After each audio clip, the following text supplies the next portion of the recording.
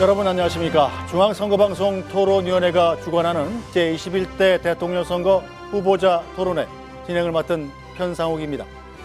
이 토론회는 공직선거법 제82조 2에 따라서 6월 3일 실시하는 대통령 선거를 앞두고 국민 여러분께서 각 후보의 정책과 비전을 비교 평가해보고 후보를 선택하는 데 도움을 드리기 위해서 마련했습니다. 오늘 토론회는 SBS 상암동 스튜디오에서 진행하고 있고요. SBS와 KBS, MBC 등 다양한 채널에서 전국에 동시 생방송됩니다. 동시에 중앙선거방송위원회 유튜브와 네이버 TV에서도 실시간으로 보실 수 있습니다. 아울러 청각장애인 여러분들을 위해서 복지TV에서 후보자별 1:1 수어 통역 방송이 생중계되고 있음을 알려드립니다. 공직선거법에서 정한 기준에 따라 오늘은 4명의 후보가 참석했고요. 좌석과 발언 순서는 모두 사전 추첨을 통해 결정됐음을 알려드립니다. 네, 선거까지 보름 정도 남았습니다. 긴장도 되고 각오도 남다를 텐데요. 시작 발언을 통해서 후보들의 인사말과 함께 국민 여러분께 제일 먼저 드리고 싶은 말은 무엇인지 한번 들어보죠. 발언 시간은 1분입니다. 기호 2번 국민의힘 김문수 후보부터 발언하시죠. 예, 국민 여러분, 저는 일자리 대통령이 되겠습니다. 저는 민생 대통령이 되겠습니다. 저는 경제 대통령이 되겠습니다. 지금 우리나라 청년들 50만 명 이상이 그냥 쉬었음입니다. 이 청년들에게 좋은 일자리를 만들어서 일을 하면서 결혼도 하고 아기도 갖고 가정을 꾸릴 수 있도록 하겠습니다. 일자리를 만들기 위해서는 기업하기 좋은 대한민국을 만들어야 됩니다. 기업하기 좋은 대한민국을 만들기 위해서는 규제를 과감하게 혁파해야 되겠습니다. 규제를 혁파할 수 있도록 규제혁파위원회를 만들고 규제혁신처를 만들어서 제가 규제를 완전히 풀겠습니다. 이런 어려운 조건 속에서 기업하시는 분들이 용기를 내고 일자리를 많이 만들어서 제가 반드시 일자리 대통령으로서 여러분들에게 일자리를 많이 만들어 드리겠습니다. 일자리가 복지입니다. 감사합니다. 네, 기호 5번 민주노동당 권영국 후보 말씀하시죠. 네, 5.18 정신을 가슴에 새기며 발언을 시작하겠습니다. 오늘 광주 금호타이역 대규모 화재로 고통받는 분들께 먼저 위로의 인사를 전합니다. 국민 여러분, 얼마나 힘이 드십니까? 저는 민주노동당 후보 권영국입니다. 저는 오늘 이 자리에 혼자 오지 않았습니다. 차별과 불평등에 맞서 싸워온 수많은 목소리를 담아 이 자리에 섰습니다. 노동자, 농민, 자영업자, 여성, 성소수자, 장애인, 그리고 이주민들, 이들의 삶이 더 이상 밀려나서는 안 됩니다. 열심히 일해도 가난하고 갈수록 주변으로 밀려나는 이 불평등한 세상, 이대로 방치해서는 안 됩니다. 저는 오늘 이 자리에서 분명히 말씀드립니다. 불평등한 세상 갈아엎어야 합니다. 저 권영국, 차별 없는 나라, 새로운 평등한 대한민국을 만들겠습니다. 고맙습니다. 네, 기호 4번 개혁신당 이준석 후보 말씀하시죠. 안녕하세요. 이준석입니다. 중국의 위협이 맹렬합니다. 낙후했던 중국이 우리를 뒤쫓고 어떤 분야에서는 우리를 앞질러 미래 성장 동력을 위협하고 있습니다. 사회주의 중국이 수리공학자, 화학공학자 같은 과학자들을 이공계 출신을 국가 지도자로 배출하면서 과학기술 경쟁에서 우리를 추월하는 사이 우리는 법률가 출신 정치인들이 비상계엄령을 선포하거나 아니면 본인을 방탄하기 위해서 불체포 특권을 악용하면서 국가 경쟁력을 끝없이 떨어뜨렸습니다. 저는 그들과 달리 이공계 출신입니다. 중국을 이기려면 과학기술에 대한 이해는 물론이고 세계 정상들과 자유롭게 소통할 수 있는 유능한 리더십이 필요합니다. 이번 대통령 선거는 과거와 미래의 대결입니다. 우리 대한민국이 낡은 질서를 허물고 압도적으로 새로운 대한민국을 만드는 계기로 삼아야 할 것입니다. 저 이준석이야말로 압도적 새로움, 미래를 연 선택입니다. 감사합니다. 네, 기호 1번 더불어민주당 이재명 후보 말씀하시죠. 존경하는 국민 여러분, 더불어민주당 대통령 후보 이재명입니다. 오늘은 5.18 광주 민주화운동 45주년이 되는 날입니다. 한강 작가가 이런 의문을 가졌다고 합니다. 과거는 미래를 도울 수 있을까? 죽은 자가 산 자를 구할 수 있을까? 그렇습니다. 80년 5월 광주는 2024년 12월에 대한민국을 구했습니다. 그리고 희망을 새롭게 만들어내고 있습니다. 오늘의 이 내란을 극복하는 우리의 노력도 결국 다음 미래 세대들을 구하게 될 것입니다. 이번 선거는 대한민국의 미래를 결정하는 정말 중요한 선거입니다. 누가 대통령이 됐느냐가 아니라 어떤 나라가 되느냐가 결정되는 순간입니다. 유능한 국민의 일꾼, 유용한 도구를 뽑아서 새로운 대한민국, 진짜 대한민국을 꼭 만들고 싶습니다. 네, 각 후보의 시작 발언 들어봤습니다. 중앙선거방송 토론위원회가 주관하는 총 4번의 후보자 토론회 중 오늘은 첫 번째 시간으로 경제 분야에 대해 토론해 보려 합니다. 총 3개의 주제를 준비했습니다. 첫 번째 주제는 사회자 공통질문에 답변하고 시간 총량제 토론으로 진행합니다. 이어서 두 번째, 세 번째는 주제별로 후보들의 공약 발표 이후 주도권 토론으로 공약 검증 토론하고요. 마무리 발언으로 오늘 토론회는 끝이 납니다. 자, 주어진 발언 시간이 끝나면 마이크가 자동으로 음소거된다는 점 유념해 주시고요. 국민 여러분들께서 지켜보고 계시는 토론회인 만큼 정책과 공약을 중심으로 품격 있는 토론을 해주시기 부탁드립니다. 자, 그럼 본격적으로 토론을 시작해 보죠.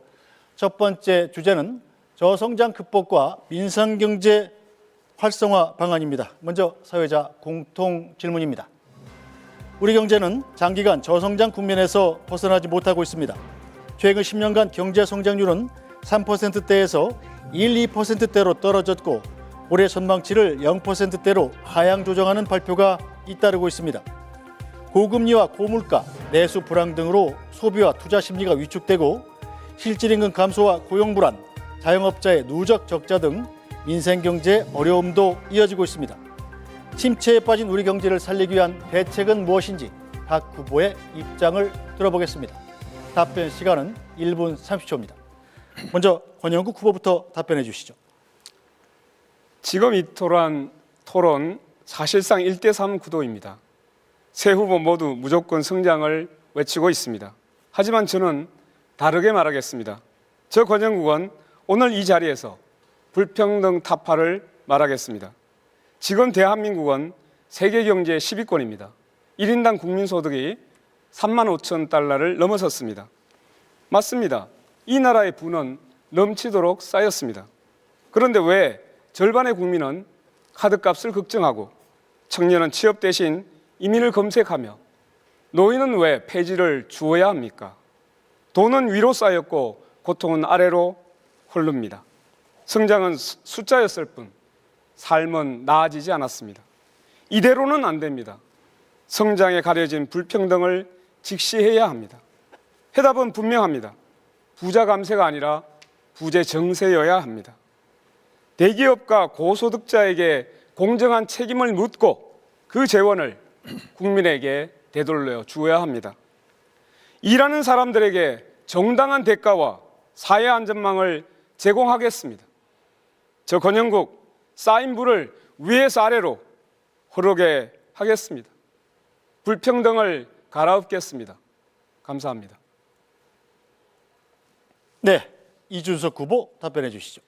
예, 저성장은 모두에게 고통입니다. 그런데 이재명 후보는 호텔 예약을 취소해도 돈만 돌면은 경제가 살아난다며 돈풀기식 괴짜 경제학을 말씀하셨습니다. 그러나 경제 성장은 그런 식으로 이루어지지 않습니다. 성장의 본질은 생산성의 향상입니다. 수요를 억지로 부풀려서는 산업이 경쟁력을 가질 수 없습니다. 우리는 수출로 먹고 사는 나라입니다. 국제과학기술 패권 경쟁에서 살아남아야 경쟁력 있는 상품을 만들 수 있습니다. 사람의 역량을 키워야 AI와 로봇에 대체되지 않고 일자리도 지킬 수 있습니다. 민생도 외면하지 않겠습니다. 지금처럼 고물가, 저수요 상황에서 무작정 돈을 풀면 자영업자는 재료비와 임대료 부담만 늘을 것입니다. 빚으로 쌓은 성장은 모래 위에 사상 누각입니다. 우리는 IMF를 통해 그 뼈아픈 교훈을 이미 겪었습니다. 저는 지역의 경제 현실에 맞게 최저임금을 자율 조정할 수 있도록 제도를 만들겠습니다. 자영업자의 숨통부터 틔우겠습니다. 저 이준석, 포퓰리즘이 아닌 실력으로 돈풀기가 아닌 교육과 생산성으로 대한민국을 다시 성장시키겠습니다. 40년 만에 내란을 가까스로 극복한 우리 대한민국이 이번에는 30년 만에 또다시 IMF와 같은 환란을 맞이할 수는 없습니다.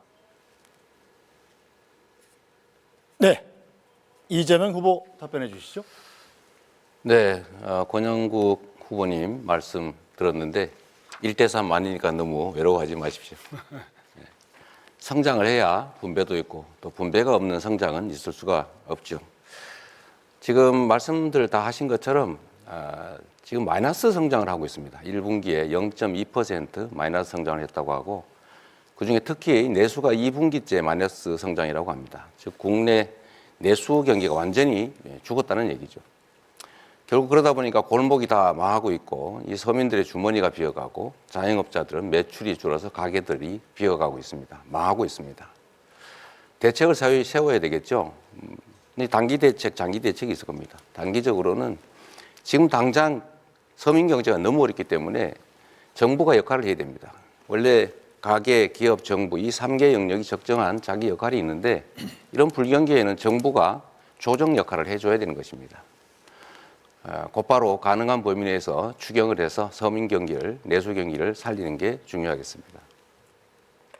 두 번째로 이제 장기 대책이 필요한데 이제 지역 계속 지속적으로 성장률이 떨어지기 때문에 이제 성장 동력을 회복해야 됩니다.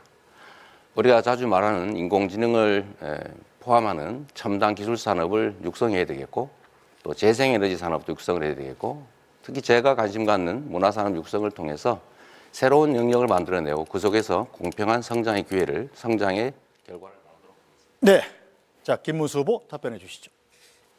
예, 저는 우선 민생경제 활성화 방안으로서 가장 경기에 민감한 자영업자 소상공인들의 일자리를 지키도록 하겠습니다. 우선 소비 진작을 위해서 확실하게 많은 지원을 하고 또 소상공인의 채무를 조정하겠습니다. 또 금융 지원을 강화하겠습니다. 또 최근에 건설업이 매우 어려운데 이 건설업 부분에 대해서도 특별한 지원책을 마련하도록 하겠습니다. 기업이 또 좋은 일자리를 만들 수 있도록 규제를 완전히 판가리 하도록 하겠습니다. 규제를 많이 없애서 기업이 해외로 나가지 않더라도 국내에서 마음 놓고 사업을 하고 또 일자리를 만들 수 있도록 하겠습니다. 또 일자리 만드는 기업에 대해서는 특별한 혜택을 많이 줄 수 있도록 하겠습니다. 그리고 정부는 R&D, 특히 정부의 여러 가지 R&D 부분을 대폭적으로 지원해서 미래 산업에 많은 투자를 하고 또 그 분야로 기업을 지원하도록 하겠습니다. 지금 각 대학 같은 데도 이 R&D 부분 확실하게 지원을 하겠습니다.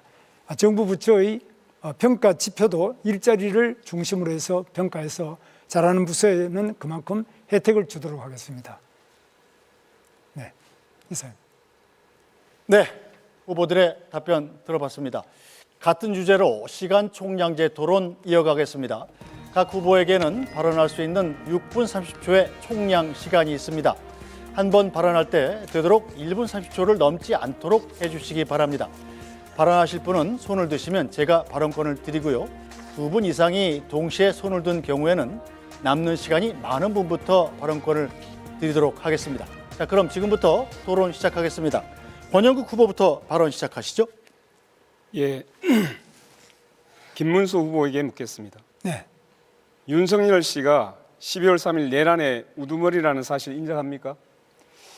내란이라기보다는 헌정질서를 계엄을 했죠. 파괴하고 군을 동원한 내란기도 그 책임 인정합니까? 계엄을 한 그리고 것은 그 계엄이 이 나라 경제에 비수를 꽂았다는 사실, 자영업자, 소상공인, 관광, 소비, 투자 모든 흐름을 끊었다는 사실 인정하십니까? 경제가 어려워진 점은 사실이죠. 김문수 후보는 윤석열 정부의 노동부 장관이었습니다. 그런 분이 지금 윤석열을 감싸며 대선에 나왔습니다. 탈당이란 말도 못했고 뜻대로 하시라고 조아렸습니다. 그 대가로 윤석열 지지선은 받으니 기쁘십니까? 이쯤 되면 내란 우두머리 윤석열의 대리인 아닙니까? 윤석열 때문에 치러지는 선거입니다. 무슨 자격으로 여기 나오셨습니까? 분명히 말씀드립니다. 국민 앞에 석고대죄하시고 사퇴해야 하는 것 아닙니까? 답변해 보시죠. 지금 말씀이 좀 과한데요. 윤석열 대통령의 계엄은 잘못되었고 제가 알았다면 당연히 말렸겠습니다. 그러나 그 내란이냐 하는 것은 지금 현재 재판 중이고 그런 부분에 대해서는 여러 가지로 판단이 많이 남아 있습니다. 또 이 계엄으로 인해서 지금 우리 소상공인이든지 경제가 어려워진 점은 사실입니다. 그러나 그에 못지않게 또 김문수 그동안 의원님, 계속 탄핵이다. 김문수 의원님, 이런 많은 어려움 잠깐 때문에 제가 말씀드리겠습니다. 30초 보장을 해주셔야죠. 지금 이것은 총량제입니다. 김문수 의원님, 지금 변명으로 일관하고 있잖아요. 얼마나 내란이 아니라니요. 헌법재판소에서 8대 0으로 내란이라고 분명히 얘기하고 있지 않습니까? 비상계엄이 헌법 위반된다고 분명히 얘기하고 있지 않습니까? 헌법재판소에서 내란은 뺀 거 모르십니까? 잠깐만 기다리세요. 네. 헌정을 유린한 정권이 내란이 아니고 뭡니까? 아니, 그 책임에서 빠져나오는 태도 이거 계속 보이시겠습니까? 헌법재판소에서 내란으로 원래 국회에서 소추를 했다가 국민 여러분. 소추장에서 내란은 뺐습니다. 여러분. 그래서 윤석열을 지금까지 비호하신 분이 누구입니까? 아니, 얼마나 비호가- 화가 납니까? 근데 우리 권영국 얼마나 국회에서 답답하십니까? 말씀을 경제 토론 똑바로 아닙니까, 해야죠. 이거? 네. 네. 자, 이렇게 하겠습니다. 자, 경제 분야고요. 지금 주제는 저성장 극복과 민생 경제 활성화 방안입니다. 간단히 안내를 드리면 각자 후보들마다 6분 30초의 개인 시간이 있고 개인 시간 안에서 답변도 하시는 것이기 때문에 자신의 시간을 하기 싫으시면 답변을 안 하시면 됩니다. 답변하시는 시간도 개인 시간에서 차감됩니다. 네, 권영국 후보. 마지막으로 정리하겠습니다. 이 부분. 제가 경제 얘기를 해야 되는데 이 아까운 시간에 이 말씀을 드리고자 하는 것은 기본적으로 민주헌정 질서 이것을 유린했던 정당의 그리고 노동부 장관이었습니다. 그리고 윤석열 씨를 비호했던 사람입니다. 진심으로 사과해야 됩니다. 그리고 자격 없다고 생각합니다. 그래서 국민 여러분, 여러분께서 감히 이렇게 부탁드립니다. 내란을 옹호하고 윤석열 씨를 비호했던 사람, 국민 여러분께서 퇴출시켜 주십시오. 네, 이것으로 일단 이 말은 마무리하겠습니다. 네, 다음 발언하실 후보 손을 들어주십시오. 제가 아까 네, 우리 김문수 의원님이 답을 하실 것 같았는데 네. 안 하신다고 하니. 네, 국민 여러분. 지금 내란 얘기를 하는 이유도 아마 권영국 후보의 마음은 이 내란 때문에 경제가 이렇게 나빠졌다. 그래서 책임을 명확하게 해야 그다음 해결책이 생기지 않냐 이런 뜻으로 저는 이해가 됐습니다. 저도 거기에 공감이 됩니다. 일단은 아마 우리 많은 후보들께서 현장을 다녀보시면서 느끼셨을 겁니다. 정말로 시장, 골목, 서민들 너무 어렵습니다. 특히 자영업자들이 완전히 무너졌습니다. 이 자영업자들께서 매출도 오르지 않을 뿐만 아니라 물가도 오르고 해서 지금 평년보다 지금 10만 명 이상이 더 문을 닫았다고 합니다. 물론 새로 신규 창업하는 경우도 줄어들어서 가게들이 정말로 많이 공실이 생기고 있습니다. 저는 그래서 이 문제를 한번 근본적으로 되짚어 보자.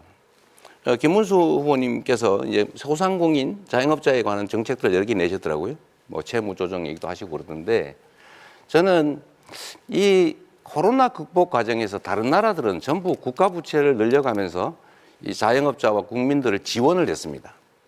근데 우리나라는 정책 방향이 좀 바뀌어서 다 국가가 빚을 안 지고 국민들한테 돈을 빌려줬어요. 그래서 국민들이 빚이 늘어났습니다. 이번에는 이 문제에 대해서 좀 근본적으로 채무 조정 정도를 넘어서서 일정 정도는 정책 자금 대출 부분은 상당 정도 탕감을 해주는 게 필요하지 않냐. 그 얘기를 제가 꽤 오랫동안 했는데 혹시 우리 김문수 후보님 그 점에 대해서 어떻게 생각하시는지 말씀 한번 들어보고 싶습니다. 소상공인들에 대해서는 여러 가지 대출도 해주고 지원을 많이 하자고 아까 제가 말씀드렸습니다. 금융 지원이 특별히 필요하고 그 외에도 또 소비를 진작하기 위한 대책이 많이 필요하다고 생각합니다. 아니, 그러니까 제가 말씀드린 거는 국가 부채가 늘지 않아서 좋다고 할 게 아니라 국가 부채를 감수하고라도 다른 나라처럼 소상공인 서민들에 대한 코로나 극복 비용을 정부가 부담했어야 된다. 안 했으니 지금이라도 그 부담을 정부가 좀 떠안는 게 어떠냐. 이 말씀에 동의하시는지를 물어본 겁니다.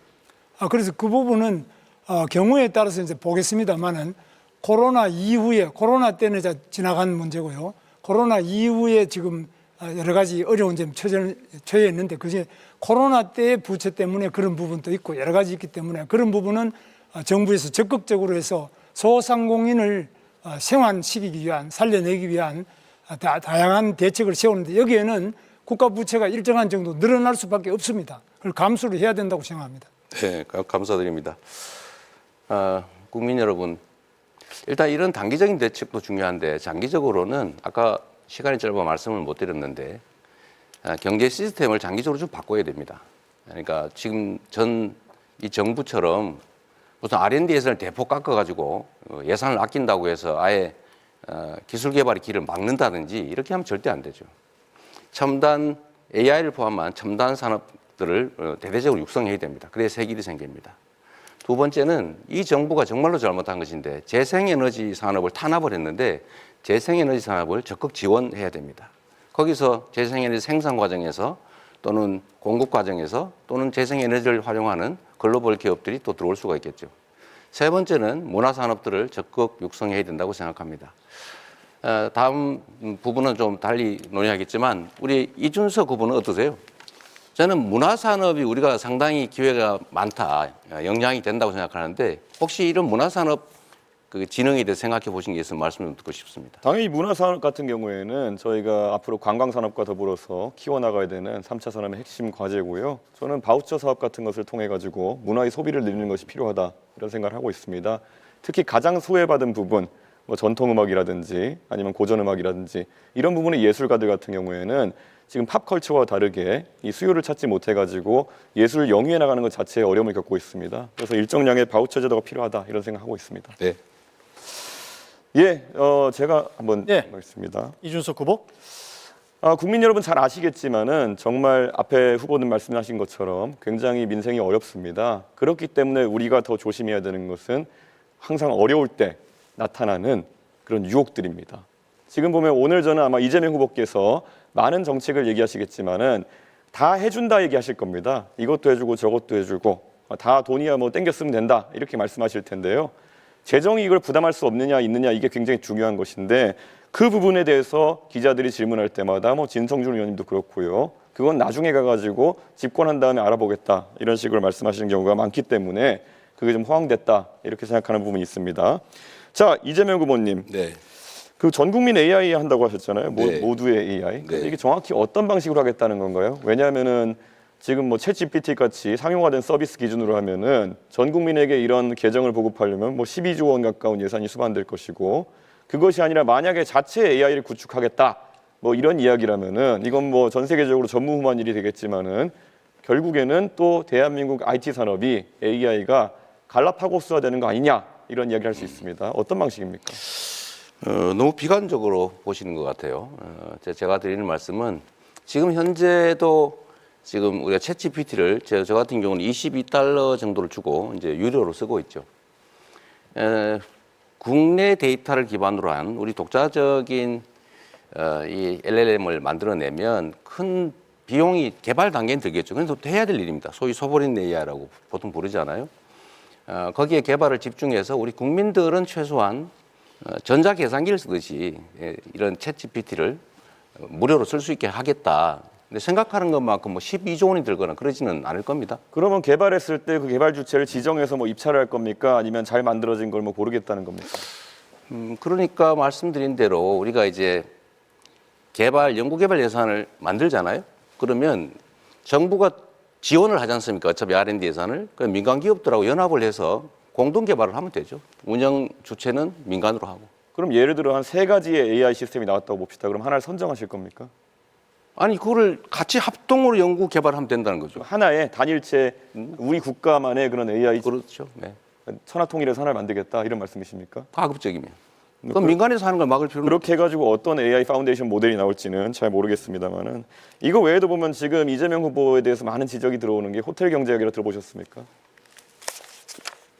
본인이 지어낸 말이죠. 그건 성장을 말한 게 아니고 경제 순환이 필요하다는 걸 극단적으로 단순화해서 설명한 거예요. 그럼 그 경제 순환을 했을 때 이게 결국에는 케인지언 승수 효과 같은 것을 노리고 하신 말씀이십니까? 아니면 어떤 취지입니까? 승수 효과 얘기를 한 거죠. 예를 들면 돈이란 고정돼 있으면 있어도 없는 거와 같죠. 근데 한 번 쓰여지느냐, 두 번 쓰여지느냐, 세 번 쓰여지느냐에 따라서 경제가 순환이 되면 그 자체에서도. 그런데 이 그림 경제 그리신 걸 흐름이 보면은 도는 과정에서 돈이 사라지지 않고 계속 그 한계 소비 성향이 1로 해가지고 계속 돌거든요. 무한 동력입니까 그러면? 그 그림을 그린 것은 내가 그린 게 아니고 아 본인 말씀하신 거 그대로 그렸던데요. 어디가 잘못된 겁니까? 예를 들면 그건 예일 뿐이다라고 생각하시면 좋을 것 같아요. 아니 근데 그때 잘못됐다 생각하셨다면 왜 며칠 전에 또 하셨어요? 저는 그게 왜 잘못됐습니까? 그럼 그럼 그렇게 1로 계속 돕니까 소비 성향이? 아니, 일로 돌지는 않죠. 그건 극단적인 예를 한번 들어본 거라니까요. 왜 그렇게 단순하세요? 단순하게 말씀하셨잖아요. 근데 이걸 결국 이해하기 가서 쉬우라고 단순하게 말한 거예요. 호텔이 취소한다는 부분까지 완벽하게 그림인들을 말씀하셨지 않습니까? 그럼요. 그런 것처럼 경제는 순환이 중요하다. 아니 저는 이재명 후보님께 명쾌하게 좀 해명하실 기회를 드리는 건데 그냥 그게 그런 거다 이러고 가시면 되겠습니까? 저는 충분히 설명해서 이해를 못 하시는 것 같아요. 아 그런 겁니다. 그래요. 예, 이재명 후보님 정년 연장을 하실 계획이라고 이제 들었는데 이렇게 되면 젊은 세대의 일자리는 악영향을 주는 거 아닙니까? 글쎄 그 점에 대해서 동의하기 어렵습니다. 젊은 세대도 많이 동의하고 있고요. 젊은 세대의 일자리와 정년이 늘어난 일자리가 반드시 일치하지는 않습니다. 그러니까 매번 이런 식으로 답변하실 것 같으면은 정년 연장도 하고 젊은 세대도 일자리가 늘어난다 이렇게 답하실 거면은 도대체 무슨 토론을 하자는 건지 잘 모르겠습니다. 정년 연장하는데 어떻게 청년 일자리가 늘어납니까? 너무 극단적이십니다. 예. 예, 네, 제가 그럼 다음. 김문수 후보 발언하시죠. 예. 이재명 후보는 그저께 전북 군산 유세를 가셔가지고 네. 커피 한 잔의 원가가 120원이라고 발언하셔가지고 지금 뭐 굉장히 시끄럽죠. 어떻게 커피 원가가 지금 또 120원이라고 생각하십니까? 역시 이것도 하나의 예인데 이 말에는 맥락이라는 게 있죠. 제가 말씀드린 것은 커피의 원재료 값은 제가 말씀드렸던 2019년 봄경 정도에는 120원 정도 한 게 맞아요. 거기는 인건비나 또는 시설비 같은 게 감안되지 않은 거죠. 그러니까. 원료값이 이 정도 드니까 가게를 바꿔서 지원해 줄 때니 새로 만들어서 닭죽을 파는 것보다는 더 나은 환경에서 더 나은 영업을 하도록 지원해 주겠다. 이 말을 한 건데 그 말을 떼내가지고 그렇게 왜곡하시면. 아니, 그 말씀이 아니고 제 말씀은 그러면 닭죽 파는 사람들에 비해 가지고 커피가 굉장히 돈이 폭리를 취하는 것처럼 이렇게 돼서 굉장히 분노를 많이 하고 있는데 이런 점은 굉장히 저는 안타깝게 생각하고요. 그러니까 원가 자체가 뭔지에 대한 부분이 그렇고 그것만 넘어가겠습니다. 넘어가지 마시고요. 그다음에 기회가 있으니까. 예, 제가 조금 질문하겠습니다. 지금 이재명 후보님은 지금 노란봉투법을 또 대통령이 되시면 밀어붙일 생각입니까? 그동안 우리가 노란봉투법에 대해서는 2번이나 거부권을 행사했습니다. 근데 또 지금 밀어붙일 계획입니까? 그건 대법원 판례가 이미 인정하는 것이고요. 그 국제노동기구에서 다 인정하는 거라서 당연히 해야 됩니다. 그런데 이 노란봉투법은 사실 헌법에도 안 맞고 이거는 민법에도 안 맞고 이 법에 안 맞는 그런 계약 자체로 성립이 되지 않는 부분인데 이게 어떻게- 이런 부분에 대해서 이렇게 계속 무리하게 밀어붙이시면 사실 우리나라에서 기업을 할 수 있겠느냐 이죠. 그래서 계약하지 않은 사람들한테도 계속 쟁의를 요구하고 이렇게 해서 될 수 있겠느냐. 그런 점에서 이거는 반드시 제고돼야 될 점으로 봅니다. 그다음에 또 하나 묻겠습니다. 이건 반도체 질문이었어요? 특별법. 예, 질문이었어요? 조금 반도체 특별법을 제정하는데 원래 이재명 후보께서는 처음에는 이걸 왜 그거 못 해주겠나 이러다가 나중에 주 52시간제 예외라도 이거 해달라는 최소한의 요구입니다. 이거는. 그런데 이런 부분에 R&D를 하고 연봉이 상당히 높고 건강권이 보장되면은 주 52시간제 예외를 해달라는 거 이 법도 안 해줘가지고 제가 고용노동부 고시로서 그냥 그걸 해드렸습니다. 그런데 이렇게 하고 본인이 이 뭐 기업을 지원하겠다, 또 반도체 부분을 지원하겠다 이렇게 말씀하시는데 이게 상당히 모순되는 이야기 아닙니까? 말씀을 드리면 노동부 장관으로 본인이 직접 그렇게 말씀하셨죠. 3개월 단위의 유연제를 6개월로 늘려주면 충분하다. 네. 노동시간을 총 노동시간을 늘리지 않고 노동시간 변형에 따른 수당을 다 지급한다면 기존에 있는 제도를 활용하는 것보다 좋은 제도가 아니어서 필요하지 않다. 그러니까 그 6개월로 늘리는 걸 도와달라는 게 정부 입장이었잖아요. 네, 그렇습니다. 그런데 뭐 어쩌라고요? 그런데 이게 지금 기존에 있는 것도 그렇지만 지금 현재 우리나라 반도체는 시간을 싸움하는 그 속도 경쟁인데 이 속도전에서 일정한 정도로 열심히 이걸 따라잡지 않으면은 이거는 도저히 지금 중국도 우리를 추격하고 있고 또 대만은 이미 추월했습니다. 이런 상태에서 R&D 부분이라도 네. 이 반도체 부분의 건강을 유지하면서 R&D 하는 부분 또 연봉이 일정한 되는 분들은 이 부분에 52시간제 예외를 조금 보장하자. 이것도 안 해주면서 어떻게 그럼 우리나라 기술은 어떻게 개발하고 다른 나라하고 경쟁이 되겠습니까? 노동부 장관답지 않은 말씀이신데요. 52시간제 예외를 할 때 총 시간을 늘리지 않고 변형에 따른 수당을 다 지급하면 기존에 있는 예외 제도 4개보다 못한 제도라서 필요가 없다. 이렇게 결론 났잖아요. 본인이 그렇게 말씀하시는 필요가 없다는 것이 아니라 그 부분에 대해서는 모든 반도체 사업하는 데서나 또 그 연구자들도 전부 요청하고 다른 나라도 이렇게 연구 부분에서도 이렇게 규제하는 부분이 없지 않습니까? 그러면 우리나라도 다른 나라하고 경쟁을 해야 되는데 그런 억지를 이런 규제가 과도하면은 또 건강도 충분하게 보장을 해드립니다. 그런데 이렇게 규제를 많이 할 경우에는 과연 우리나라 산업이 이게 경쟁력을 가질 수 있겠느냐 이런 점에서 매우 우려가 된다는 점입니다. 그리고 지금 또 이재명 후보님께서는 불법 대북 송금으로 재판을 받고 있지 않습니까? 억지 기소죠. 지금 재판 받고 있죠. 네. 그리고 바로 수없이 밑에 기소가 계셨던 이화영 우리 부지사가 징역 7년 8개월 받았습니다.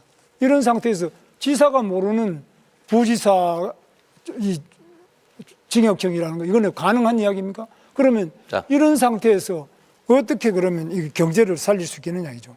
자, 김문수 후보님. 김문수 후보님은 김문수 후보님 캠프에서 정치자금 수천만 원씩 받을 때 모른다고 무혐의 받았죠. 우리는 뭐 그런 건 없습니다. 없긴 요구 다 본인이 정치자금 받았는데 본인이 몰랐다는 이유로 무혐의 됐잖아요.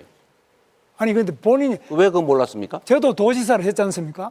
대북 사업이 지사가 모르는 부지사가 대북 사업을 할 수 있습니까? 대북 사업 자체야 당연히 알죠. 그런데 민간업자가 나를 위해서 100억을 돈을 북한에 몰래 줬다는 게 있을 수 있는 일입니까? 아니 민간업자가 보내는데 그게 어떻게 부지사가 알아가지고 지사는 모르는데 부지사가 북한에 돈을 보내는 게 그게 가능한 이야기냐 이거죠. 그러니까 그래서 그거는 저도 대북 사업 해봤지 않습니까?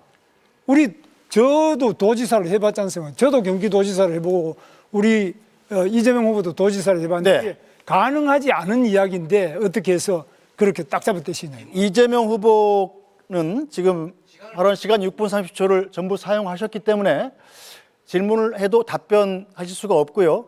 혹시 김문수 후보께서 양도를 해주시면 김문수 후보의 시간을 사용해서 답변할 수는 있습니다.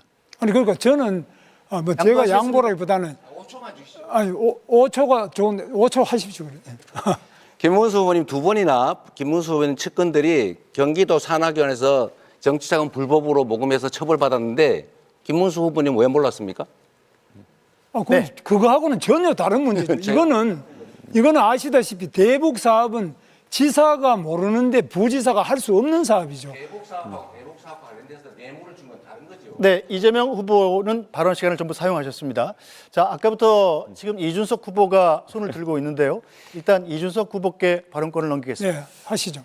예, 김문수 후보님, 기본소득이라는 정책에 대해서 어떻게 생각하십니까? 그건 뭐 말이 안 되는 이야기죠. 그 기본소득이라는 게 말이 안 되기 때문에 이재명 후보도 지금 아마 주장 안 하는 걸로 알고 있습니다. 국민의힘에 입당을 언제 하셨죠? 최근에?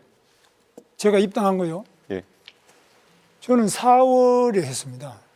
근데 국민의힘의 지금 정강 정책을 살펴보면은 기본소득을 실천하겠다라는 내용이 들어가 있습니다. 그런데 이것을 알고 그 정강 정책에 동의해서 입당하신 것인지 아니면 정치적 상황 때문에 입당하신 것인지 궁금합니다. 그 부분은 뭐 저는 잘 몰랐습니다만. 예.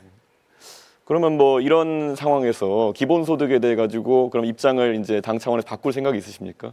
지금 당 정강 정책대로라면 한다고 돼 있습니다. 그런데 그 부분은 제가 검토해보고 만약 그런 게 있다면 기본소득은 사실 개념 자체가 맞지 않다고 저는 생각합니다. 예, 알겠습니다. 네, 김문수 후보도 발언 시간을 6분 30초 모두 사용하셨습니다. 자, 이제 권영국 후보와 이준석 후보만이 시간이 남아 있습니다. 네. 권영국 후보. 예. 네, 아까 얘기를 듣다가 기회를 놓쳐버렸는데요. 노란봉투법이 말도 안 되는 법이라고 합니다. 악법이라고 합니다. 노란봉투법이 진짜 사장에게 교섭하자는 게 악법입니까? 그리고 손해 말을 하시면 안 됩니다. 잘 들으십시오. 자기가 행한 그 책임에 따라서 손해배상을 청구하도록 하는 법이 악법입니까? 도대체 이해할 수 없는 이야기를 합니다. 김문수 장관이 예전에는 노동운동의 상징이라고 얘기를 했습니다. 그런데 헌법에 있는 33조 노동 3권에서 보장하고 있는 진짜 사장에게 교섭할 수 있는 권리 단체 교섭권입니다. 그 교섭권이 악법이라고요? 엉터리라 말도 안 된다고요? 도대체가 노동부 장관을 어디로 해먹었습니까? 두 번째, 손해배상 청구를 각자의 책임에 따라서 하자는 것이 어떻게 민법에 위반됩니까? 법을 모르시면 그런 얘기하면 안 됩니다. 정말로 부끄럽습니다. 그리고 주 50시간 얘기를 하시는데요. 지금 시대에 노동시간 늘려가지고 산업 경쟁력을 살리겠다? 이거 어느 나라 얘기하고 있습니까? 잘 보십시오. SK 하이닉스는 주 43시간 이상을 일하지 않습니다. 삼성전자에서 지금 문제가 생겼습니다. HMC라고 하는 오히려 기술력에서 SK 하이닉스가 훨씬 앞서 있습니다. 이건 기술력의 문제를 가지고 노동자들의 노동시간을 얘기하고 있는 것은 정말로 잘못 짚고 현실을 모르는 얘기를 하고 있는 겁니다. 그래서 민주당에서도 잘못 이해를 하고 있는 거예요. 여기까지 하고 넘어가겠습니다. 네, 답변할 시간 없습니다. 권영국 후보께서 시간을 양도하지 않으시면 김문수 후보께서는 시간을 다 사용하셨기 때문에 다음 토론에서 말씀하실 기회가 생깁니다. 네, 네, 계속 제가 먼저 하시죠. 네, 이준석 네, 후보. 하겠습니다. 예, 아까 제가 이재명 후보에게 인터넷상에서 일리 핫해진 호텔 경제학에 대해서 이제 여쭤봤는데요. 사실 답변을 제대로 안 하셨습니다. 그래서 이게 케인지언 승수 효과라는 식으로 답변하셨는데요.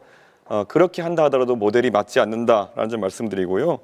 이게 사실 현대통화 이론이라고 하는 그것에 가깝게 이제 구현되어 있는데요. 이것이 나중에 실제 구현된 사례가 짐바브웨나 아니면 베네수엘라인데 그 나라들이 어떤 하이퍼 인플레이션이라든지 그런 복지 과잉 때문에 경제적으로 곤란을 겪었는지는 우리 국민들이 아실 것이다 이렇게 생각합니다. 사실 이 모델이 동작한다고 하면요, 이렇게 서로 처음에는 외상 취소 이런 거였지만은 돈을 갚고 이런 과정 속에서 실제 경제가 돌아갈 수 있다는 주장이라면요, 너무 쉽습니다. 예를 들어 어떤 지자체장이 법인카드를 들고 가가지고 온대 정육점에다가 소고기 결제하고 그다음에 과일 가게 과일 결제하고 그럼 몇 천만 원씩 결제한 다음에 나중에 취소하면은 그 동네 경제가 돈다는 그런 이론인데요. 이런 걸 지금 대한민국 경제에 적용하겠다고 들고 나온다는 것 자체가 저는 이거는 대한민국 지도자가 될 자격이 없다 이런 생각입니다. 여기 두 분의 경기도지사가 계시지만요. 경기도지사라는 자리는 사실 대한민국의 지자체 중에서도 성장세가 높고 그리고 어느 곳보다도 재정 상황이 좋은 곳들입니다. 그렇기 때문에 여러 가지 복지나 이런 거 하는 과정에서 어느 정도 성과가 있었을지 모르겠지만은 이런 식으로 경제 이론을 호도하면 안 된다 이렇게 생각하는데 김문수 후보님 10초 드리면 어떻게 생각하십니까? 네. 그래서 그런 부분에서는 정말 참 우리가 여러 가지로 더 좋은 일자리 더 많이 만들어내고 경제를 살리기 위해서 경기도뿐만 아니라 전국이 열심히 뛰어서 기업을 하기 좋은 데를 만들고 또 노사관계가 평화롭게 되고 이렇게 해야지만 앞으로 경제가 성장할 수 있다고 봅니다. 그런데 제가 봤을 때는 아까 말씀드렸던 것처럼 돈을 돌린다. 경기도지사를 하셨기 때문에 알겠지만은 성장하지 않고 이런 식으로 지역 화폐를 돌린다 이런 식으로 해가지고 사람들의 소득이 높아지고 이런 게 가능한지 행정을 해보셨으니까 궁금하거든요. 그거는 이미 학계에서도 다 그거는 불가능하다.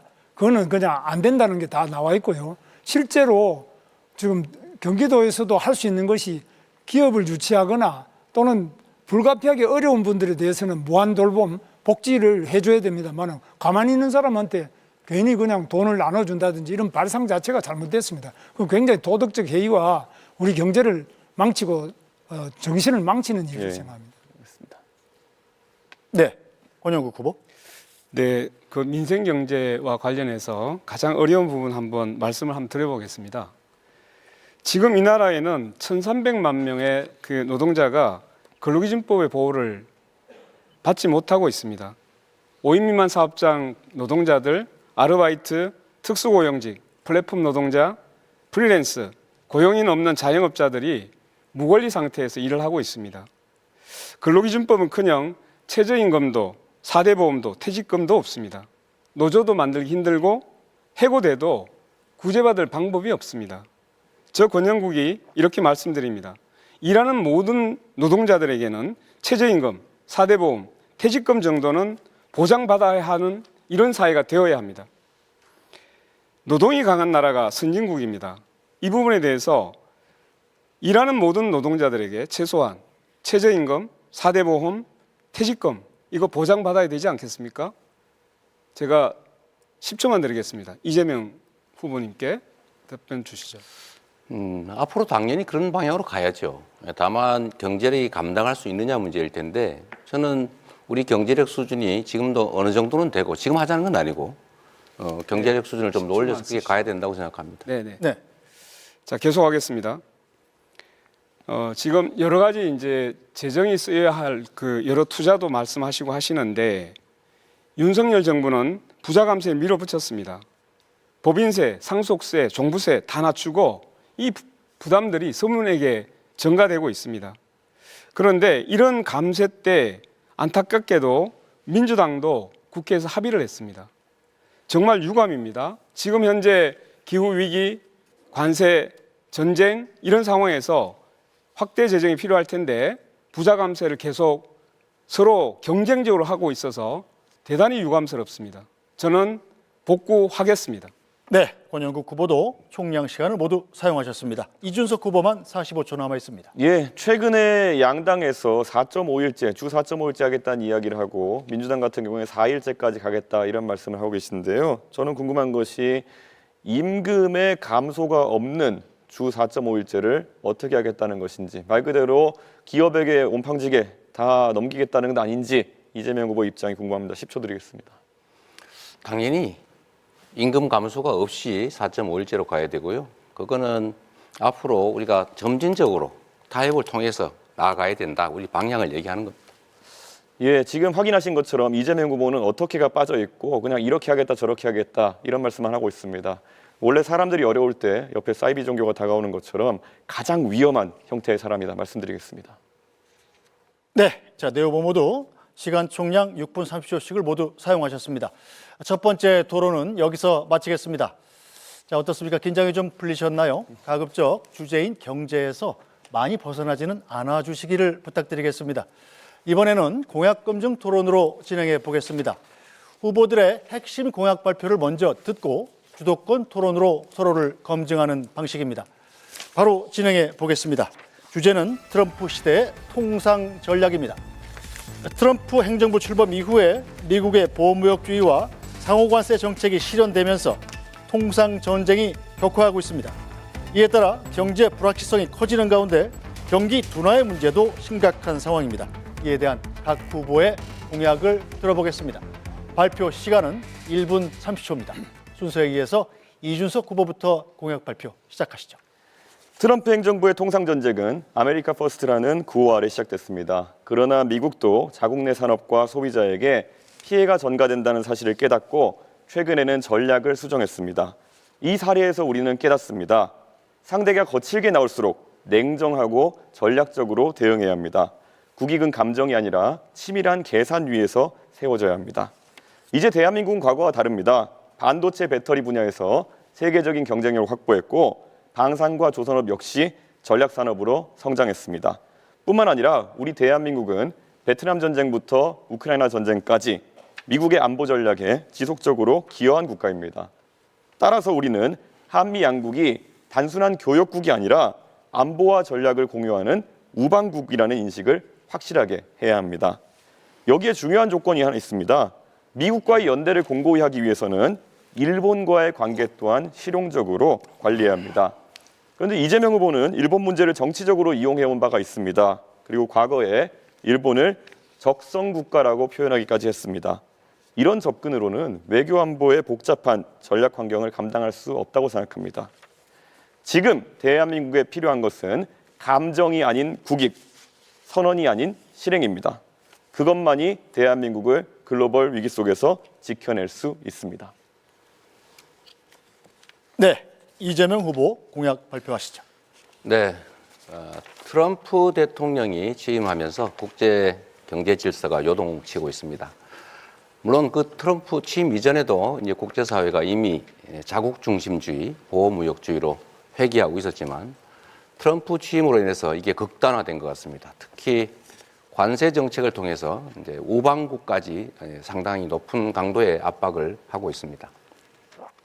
지금 당장 대한민국의 수출 기업들이 곤란을 겪고 있습니다. 그리고 지금 당장 미국과 관세 관련 협상을 해야 됩니다. 저는 이 협상에 있어서 가장 중요한 원칙은 국익 중심이라고 생각합니다. 미국도 요구하는 게 많겠지만 그걸 반드시 100% 관철하겠다는 것은 아닐 것입니다. 또 우리가 맨 먼저 나서서 서둘러서 협상을 조기 타결할 필요는 없을 것 같습니다. 일본도 미리 하겠다는 입장이었다가 지금 좀 선회하고 있습니다.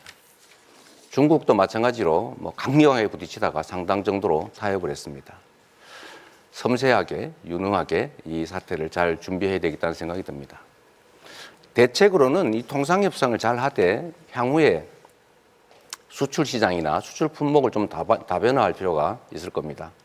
특히 경제 영토를 넓히기 위한 외교적 노력이 각별히 필요하지 않을까 생각이 듭니다. 그리고 내수 비중을 이제는 좀 서서히 높여가야 되지 않을까 그런 생각을 하고 있습니다. 자세한 것은 좀 이따 좀 말씀드리겠습니다. 네, 김문수 후보 공약 발표하시죠. 네, 지금 트럼프 대통령과 이 관세 협상부터 여러 가지 한미 간의 현안 문제를 협상을 해야 되는데 트럼프 대통령과 협상에서는 가장 중요한 점이 신뢰입니다. 서로 믿을 수 있을 때만이 이 한미 동맹을 더욱 강화할 수 있습니다. 가장 트럼프 대통령과 저가 가장 우호적인 관계, 여러 가지 신뢰적인 관계가 형성되어 있습니다. 따라서 이런 신뢰를 바탕으로 한미 정상회담을 제가 당선되면 바로 정상회담을 개최를 해서 저희들의 여러 가지 문제, 한미 간의 현안 문제는 단순히 통상 문제만이 아니라 주한미군의 문제, 북한의 핵 무기에 대한 대응, 그리고 중국과의 관계, 또 러시아 문제, 우크라이나 문제, 여러 가지 문제가 있습니다. 우리 한국과 미국 사이는 여러 가지 측면에서 서로 가치를 공동으로 공유하고 있고 또 이익을 공동으로 공유하고 있습니다. 그렇기 때문에 이런 한미의 신뢰를 바탕으로 해서 관세 문제나 이런 문제를 7월 8일 관세가 유예되는 것이 종료되기 전에 성공적으로 끝내도록 하겠습니다. 네, 권영국 후보 공약 발표하시죠. 네, 국민 여러분, 트럼프 대통령의 관세 폭탄은 단순한 관세가 아닙니다. 그것은 약탈입니다. 국내에 투자해야 할 현대 삼성 자본과 일자리를 미국으로 빼앗아 가겠다는 것입니다. 이것은 통상이 아니라 우리의 경제 자주권에 대한 침략입니다. 저 권영국, 트럼프의 약탈적 통상에 굴복하지 않겠습니다. 대한민국의 경제 주권은 결코 협상의 대상이 아닙니다. 미국 눈치 보며 머리 조아리고 조공을 바칠 국민화 하는 정부에겐 미래가 없습니다. 싸워야 할 때 싸우지 않는 지도자는 국민의 자존을 지킬 수 없습니다. 스스로 운명을 개척하는 지도자, 자존을 확립한 중견국가의 품격을 가지고 세계의 노동자들과 함께 트럼프와 맞서야 되지 않겠습니까? 그래서 제가 트럼프에게 레드카드를 보냅니다. 다시 보냅니다. 지금 세계는 트럼프와 맞서 싸우고 있습니다. 캐나다, 호주, 멕시코에서 결연하게 트럼프에 맞선 지도자가 승리하고 있습니다. 우리는 미국과 중국 어느 쪽에도 비굴 해서는 안 됩니다. 여러 나라들과 연대해서 다자 외교를 펼쳐가야 합니다. 경제 주권과 민생을 우선해서 반도체, 배터리, 에너지 전환, 기후, AI, 바이오 등 국가 산업의 초석을 다지겠습니다. 사람 중심의 경쟁력을 세우겠습니다. 네, 후보들의 공약 들어봤습니다. 주도권 토론으로 바로 이어가죠. 주도권을 가진 후보가 상대 후보를 지명해서 주제와 공약에 대해 질문과 답변을 이어가면서 주도권을 잡고 토론하면 됩니다. 각 후보의 주도권 토론 시간은 6분 30초고요. 주도권을 가진 후보는 한 번 발언하거나 질문할 때 가급적 1분 이내로 해주시기 부탁드립니다. 반드시 2명 이상과 토론해야 하고 상대 후보의 답변 시간 최소 30초를 보장해야 합니다. 자, 이대로 진행되지 않으면 사회자가 개입한다는 점도 알려드리겠습니다. 자, 그럼 이준석 후보부터 주도권 토론 시작하시죠. 예, 이재명 후보께서 최근에 중국과 대만에 관여하지 말고 모두 CC하면 된다 이래가지고 비난을 받은 바가 있습니다. 그런데 뭐 가질 수 있는 입장인데 이건 너무 친중국적인 입장 아니겠습니까? 어떻게 생각하십니까? 너무 단편적인 생각이시라고 생각되고요. 제가 드리는 말씀은 국익 중심으로 판단해야 되고 대만과 중국 간의 그 분쟁에 우리가 너무 깊이 관여할 필요가 없다. 현상을 존중하고 우리는 거리를 유지해야 된다. 대만과 중국이 다투면 뭐 대만에도 좋은 관계를, 중국에도 좋은 관계를, 다른 나라도 좋은 관계를 유지할 필요가 있다. 제가 그런 취지의 말씀을 드린 것이고요. 중국 친중이다 이렇게 생각하는 것은 참 정치인으로서는 좀 적절치 않은 표현 같습니다. 예, 그런데 이런 관점에서는 그러면은 앞으로 국제적 분쟁이 발생했을 때 다른 나라도 우리에 대해서 비슷하게 생각할 수 있는 거 아닙니까? 미국 입장에서 트럼프가 뭐 한국이 북한하고 좀 싸우면 어때? 우리 그냥 둘 다 CC하면 되지 이렇게 나오면 곤란한 거 아닙니까? 일반적인 사례와 특수 상황에 대한 사례를 좀 구분하시면 좋을 것 같아요. 뭐든지 극단화시키는데 지금 통상적인 외교와 통상적인 무역 그리고 통상적인 국제관계의 얘기를 한 것이고 침략을 한다든지 전쟁이 벌어진다든지 하는 상황이 벌어졌을 때는 그 상황은 또 다른 것이죠. 계속 말을 돌리고 계신 게 잠깐만 제가 답변할 때 좀 하게 하고 하시죠. 네, 답변 30초 시간을 보장하셔야 그래서 됩니다. 그런 점들에 대해서는 극단적으로 좀 판단하지 않으시면 좋겠습니다. 대만과의 관계에서 서로 잘 지낸다 이런 것은 최근에 대만 해협에 대한 위협이 가중된 상황에서 유사시 발생했을 때 어떻게 대응하겠느냐라는 취지의 그런 질문일 텐데 결국에는 유사시엔 다를 수 있다는 취지로 또 답변하신 거 아닙니까? 그럼 이걸 또 대만이 듣고 중국이 듣고 또 다른 생각할 텐데 이런 식으로 외교에 대해 가지고 하루 자고 일어나면 맨날 답변이 바뀌는 듯한 모습을 보이시면은 신뢰가 떨어지게 되어가지고 결국 외교 관계에서 불리한 입장에 놓이게 됩니다. 결국 양안 관계가 발생했을 때 유사시 상황이 발생했을 때 개입하겠다는 겁니까? 안 하겠다는 겁니까? 침략을 당했을 때 대만이 모든 상황들을 가정을 해가지고 극단화시켜서 판단하면 문제가 생깁니다. 상황이 전개가 됐을 때 그 상황에 맞춰서 유연하게 판단해야 되고 그 판단의 기준은 역시 대한민국의 국익이라야 되고요. 그럴 때 일단 어떤 걸 가정했다고 해서 그대로 밀고 나가면 절대로 안 되죠. 이 외교 관계는 특히 격변하기 때문에 상황에 따른 판단들을 달리 해야 됩니다. 지금 어떤 상태를 가정하고 결정해놓고 상황이 바뀌어도 그대로 가겠다 하는 것은 정말 위험한 생각입니다. 예. 이재명 후보의 공약 중에 보면요. 해남의 솔라시도 그 부지에다가 결국에는 데이터 센터를 왕창 만들겠다. 그리고 그를 위해 가지고 풍력 발전, 서남 해안의 풍력 발전을 많이 활용하겠다 이런 말씀하시는데요. 네. 우선 기본적으로 풍력 발전이 데이터 센터의 안정적인 운영을 위한 알맞은 에너지원이라 보지 않습니다. 그렇기 때문에 결국에는 전라도에선 위에 영광의 원전이라든지 아니면 여수에 있는 화력발전소 등을 이용해가지고 전력을 공급해야 될 것으로 보이는데요. 왜 굳이 그런 불안정한 풍력발전 전원이 있는 곳에다가 이런 데이터 센터를 공약하게 되었는지 의문이고요. 그리고 지금 풍력발전 같은 경우에는 개발 및 운영의 66%, 제조의 83.4%, 금융의 100%가 외국에 넘어가 있고 대부분 그게 중국 쪽입니다. 터빈 분야에서도 보면은 우리나라 업체 점유율은 28%에 불과합니다. 그런데 이런 식으로 전력 생산 단가도 높고 실제로 중국이 많이 장악하고 있는 풍력 발전 시장에 대해 가지고 계속 이렇게 우호적인 발언하는 이유가 무엇인지 궁금하고요. 풍력 발전 같은 경우에는 태풍이 불어서 25m/s 이상의 바람이 불게 되면은 가동을 중지해야 됩니다. 그런 데이터 센터의 기본적인 조건이 뭐냐면은 안정적인 전력 공급입니다. 그럼 아까 말했던 것처럼 영광에서 여수에서 전력 끌고 와야 되고 데이터 케이블 같은 것도 부산에서 끌고 와가지고 이걸 해야 되는데 도대체 중국을 위한 것이 아니라면은 이게 누구를 위한 것입니까? 자꾸 저를 친중으로 한번 몰아보려고 애쓰시는 것 같은데 매우 부적절하다는 생각이 들고요. 원래 이 데이터 센터들은 기본적으로 재생에너지를 쓰는 게 지금 표준이죠. 재생에너지는 기본적으로 간헐성이라고 하는 불규칙성이 본질입니다. 그래서 이 SS라고 하는 시스템을 넣는 거죠. 에너지 스토리지 시스템을 만들어서 많을 때는 저장하고 적을 때는 공급하고 또 기저전력도 공급할 수 있기 때문에 불가능하다 생각하는 것 자체가 좀 잘못된 생각인 것 같습니다. 그 ESS라는 것도 하루 이틀 버티고 2, 3일 버티는 것이라서 제가 구체적으로 태풍 같은 상황이 발생해가지고 4, 5일 동안 만약 풍력 발전기가 가동하지 않게 되면은 계통 자체가 흔들리게 된다라는 말씀을 드리는 건데 그렇게 자꾸 피상적으로 말씀하시면은 토론이 되지 않습니다. 그래서 김문수 후보님께 여쭤보겠습니다. 네.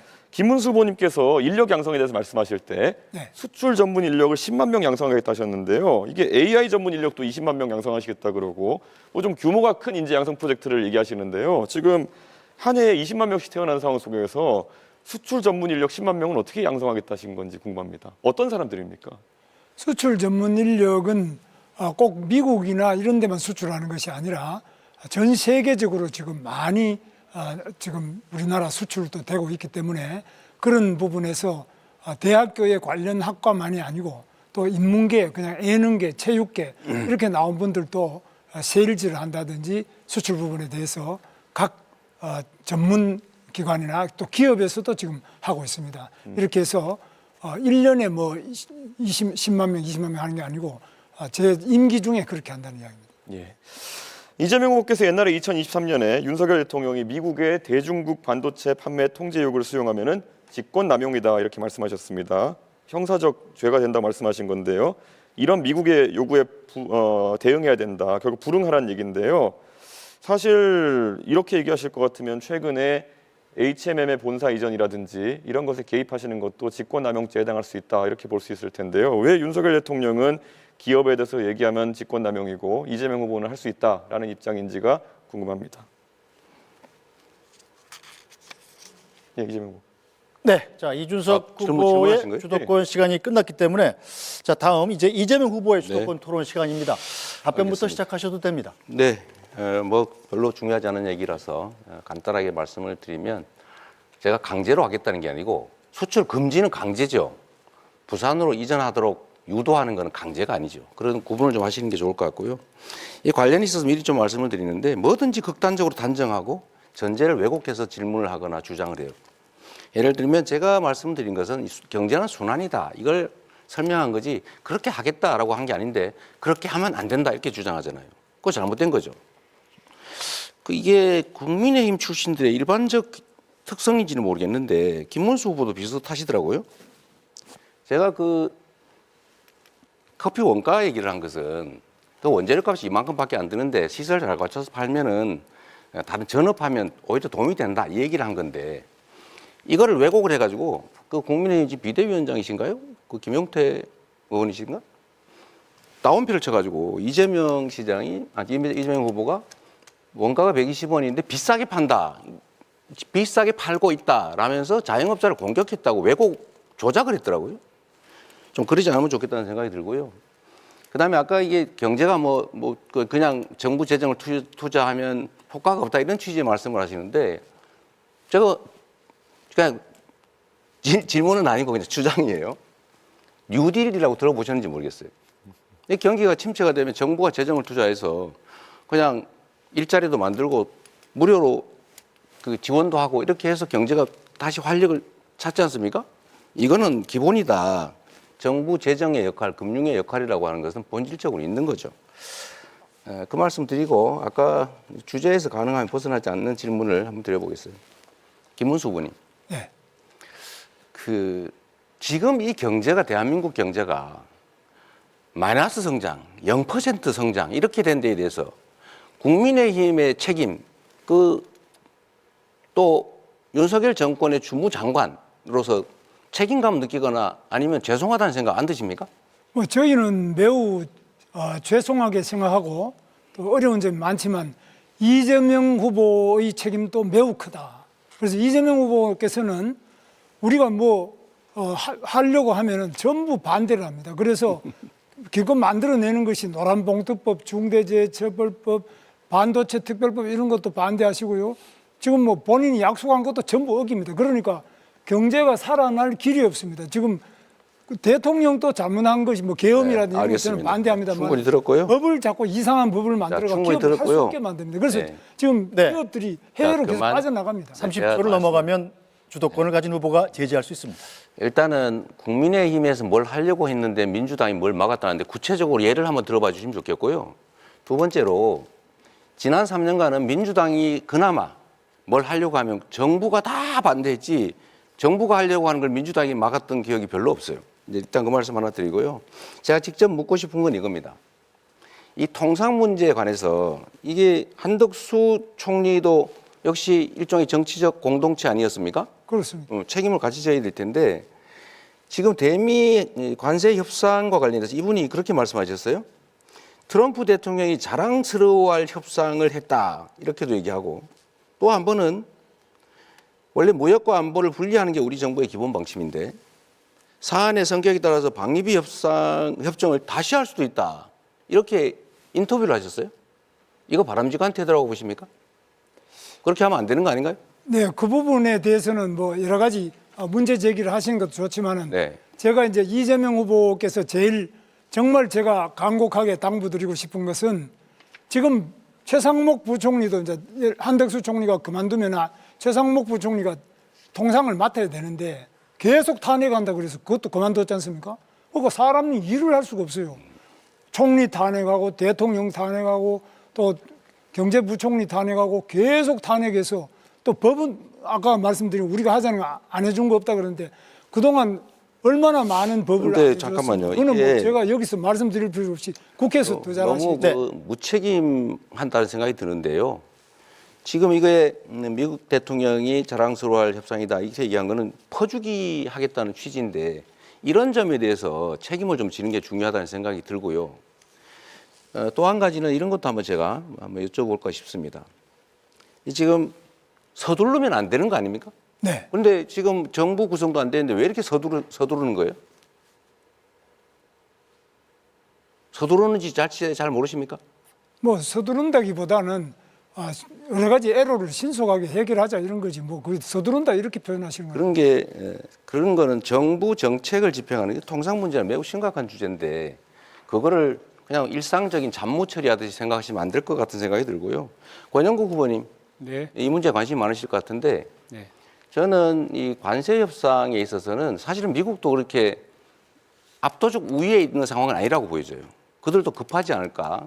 그러니까 지금 부과한 관세 그 자체를 100% 그대로 유지하기는 좀 어려울 거예요.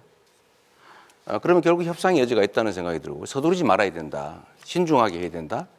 그다음에 특히 민간 기업의 투자라든지 또는 정부의 정책이라든지 이런 것들 좀 모아서 우리가 협상 카드도 좀 만들어야 된다고 생각하는데 좀 그런 문제에 대해서 혹시 고민해 보신 바가 있으시면 좀 말씀해 주시면 좋겠습니다. 예, 지금 그 트럼프의 관세 정책은 굉장히 변화가 많습니다. 그 실질적으로 여러 이제 처음에 중국에 대해서도 엄청난 관세 폭탄을 터뜨렸다가 중국에서 국채를 팔기 시작하니까 굉장히 위협을 느꼈죠. 그래서 결국은 중국에 대해서도 유예하고 협상하자 이렇게 나왔습니다. 그리고 아까 제가 초두에 말씀드렸지만 캐나다, 호주, 멕시코 이런 데서는 국민들하고 소통하면서 이 관세의 부당성에 대해서 같이 맞서 싸움을 했죠. 그러니까 이게 지금 트럼프에 대해서는 현재로서는 굴복하는 것이 아니라 버텨내면서 맞서 싸우는 것이 매우 중요하다는 말씀을 일단 드립니다. 네, 자 이제 김문수 후보 주도권 토론 시작하시죠. 네, 이재명 후보에게 묻겠습니다. 네. 제가 볼 때는 통상 문제를 해결하기 위해서는 대통령의 외교적 신념 네. 그리고 국제사회에서 얼마나 신뢰하느냐 이게 매우 중요하다고 봅니다. 네. 그런데 우리 이재명 후보께서는 성남시장을 할 때 2017년에는 네. 미군 철수를 각오하고라도 경제 파탄을 불러오는 사드 배치를 철회해야 된다. 그러시고 또 그 다음에 2023년 당 대표 시절에는 싱하이밍 주한 중국 대사와 한미 외교 정책에 대해 이재명 대표가 그 자리에 싱하이밍 대사가 그 잘못된 판단이다, 나중에 반드시 후회할 것이다는 이런 협박성 발언을 했는데도 그 자리에서 반대를 못하고 반박을 못하고 그냥 물러섰어요. 그 다음에 또 중국과 대만 사이의 문제에 대해서도 그게 2024년 당대표 시절입니다. 우리랑 무슨 상관이냐, 중국에도 쎄쎄 하면 된다, 이런 식으로 이야기가, 이게 굉장히 말이 많은데 사실 우리나라는 한미동맹이 매우 중요하지 않습니까? 네. 한미동맹이 기본축이 돼야 된다고 보는데 이 부분에서 이재명 후보가 지금 하고 있는 발언, 그동안 해왔던 발언을 보면은 미국으로서는 상당히 끔찍할 정도입니다. 물론 권영국 후보께서는 오늘 이 자리에서도 계속 트럼프와 싸워야 된다 이렇게 하시는데 뭐 싸워서 과연 무엇을 하자는 건지 모르지만은 이재명 후보님 생각은 사실 트럼프 대통령에 대해서 어떻게 생각하시는지 과거 발언과 대비해서 걱정이 많은데 어떻게 네. 생각하십니까? 걱정 안 하셔도 됩니다. 네. 제가 말씀을 드리자면 한미 동맹은 중요하죠. 그리고 앞으로도 계속 확장 발전돼 가야 됩니다. 안보 동맹에서 이제 경제 동맹, 포괄 동맹으로 발전해 가야 되는 우리 외교의 기본축인 것은 분명하죠. 그렇다고 해서 거기에 완전히 의존하는 건 안 된다. 우리가 중국이나 러시아와 관계를 완전히 또 배제하거나 적대적으로 일부러 갈 필요는 없다. 제가 그 말씀을 드리는 것이고, 외교는 언제나 국익 중심으로 실용적으로 접근해야 된다. 이 말씀을 그렇게 드린 겁니다. 그런데 배제하자 이렇게 말하는 사람도 없고요. 그래서 우리는 한미 동맹을 기본축으로 할 때라야만, 또 미군이 우리 한반도에 한국에 주둔할 때라야만 우리가 중국도 우리를 외교 상도로서 제대로 대하지. 만약 미군도 없고 우리는 핵도 없고 아무도 없고 동맹이 없다 이럴 때는 중국이 과연 우리나라를 제대로 대접을 하고 또 상대를 하겠느냐, 이런 점에서 한미 동맹이 기본축이고, 또 쉽게 말씀드리자면 6.25 때도 중국 공산당은 우리나라에 쳐들어와서 우리 적국이었지 않습니까? 미국은 우리를 도와줘가지고 우리 대한민국을 지킨 당사자 아닙니까? 그런데 어떻게 미국과 중국이 같은 수준이 아니잖아요. 그리고 분명히 그 중국은 북한하고도 가깝지만은 특히 6.25 때 우리 적국이었지 않습니까? 그런 점에서 그 아주 비슷하게 보고 중국도 중요하다, 러시아도 중요하다, 미국도 중요하다, 이건 아니죠. 그러니까 비중이라는 걸 당연히 고려해야죠. 똑같이 한다 그런 게 아니고요. 왜 그렇게 받아들이는지 이해가 안 되는데, 한미 동맹이라고 하는 것은 대한민국 외교 안보의 기본축이다. 네. 발전시켜야 된다. 심화시켜야 된다. 분명하고요. 한미일 협력체제, 안보 협력도 반드시 필요하다. 그러나 그렇다고 해서 거기에 완전히 몰빵, 올인해서는 안 된다. 중국과 러시아의 관계도 우리는 중요하기 때문에 잘 관리해야 된다. 이 말씀을 드리는 것인데요. 너무 자꾸 극단화시키지 말라니까. 이 외교라는 게 얼마나 섬세하고 예민한 문제입니까? 좀 이렇게 여유 있게, 유동성 있게, 실용적으로, 실사구시적으로 접근할 필요가 있다는 말씀을 다시 한번 드립니다. 자, 그러면 이재명 후보께서는 북한의 핵에 대해서는 네. 어떤 해법을 가지고 있습니까? 제가 가지고 있는 해법은 북한의 핵에 대한 것은 미국과 협력해서 미국의 주한미군이 주둔해서 있고, 또 미국의 핵 잠수함이나 전략 전폭기 같은 것, 또 괌에 주둔하는 미군이나 주일 미군, 이런 부분들이 전부 연대해서 북한의 핵에 대응할 수 있는 2중, 3중의 방어막을 치고, 방어뿐만 아니라 필요할 때는 북한의 네. 그 핵심적인 지휘부를 완전히 괴멸시킬 수 있는 바로 보복 타격, 이런 것들을 확실하게 우리가 확보할 때라야만 우리 안보가 유지되고, 안보가 경제 아닙니까? 네. 안보가 없는데 통상이 어디 있고 경제가 어디 있습니까? 그런 면에서 어떻게 생각하십니까? 지금 이제 복잡하게 설명하신 거를 보통 우리는 핵 억지 확장이라고 그러죠. 네. 지금 그거는 이 한미 간에 충분히 협의가 돼서 이미 상당 정도 장치들이 만들어져 있습니다. 그리고 한반도 핵은 우리는 기본적으로 북이 핵을 가지고 있으니까 우리도 핵을 갖자 이런 방식으로는 일본도 핵무장하고 동남아도 핵무장하고 해서 핵 도미노 현상을 부르기 때문에 쉽지가 않고, 두 번째로는 이 미국이 승인할 리도 없고 국제 핵 확산 조약을 탈퇴하고 북한처럼 경제 제재를 견뎌야 되기 때문에 그렇게 살 수는 없는 거죠. 그러니까 가능한 범위 내에서 재래식 군사력을 최대한 확장을 하고 미국의 핵 확장 억지력을 최대한 우리가 함께 공유하고 그런 방식으로 지금까지 왔고, 앞으로도 그렇게 가면서 한반도의 핵을 비핵화하는 방향으로 우리가 목표를 정하고 가야죠. 그래서 그런 점에서 뭐 비핵화는 지금 매우 어려운 상태입니다만 저는 이제 핵 균형으로 가져가야 된다 이렇게 보는데, 지금 그렇게 하려면 한미 동맹이 기본 축이 돼서 이것을 강화해야 되는데 계속 반미 발언을 계속하고 그걸 두둔하고, 또 지금 그런 진보당 같은 경우는 확실한 반미 아닙니까? 우리 여기 뭐 권영국 후보께서도 네, 자 김문수 후보 주도권 시간 6분 30초를 모두 사용하셨습니다. 자 규칙이 최소한 두 분께 질문을 하셔야 됩니다. 자 그럼 시간이 다 됐기 때문에 권영국 후보 주도권 토론 시작하시죠. 네, 저 우선 그 이재명 후보께 질문 드리겠습니다.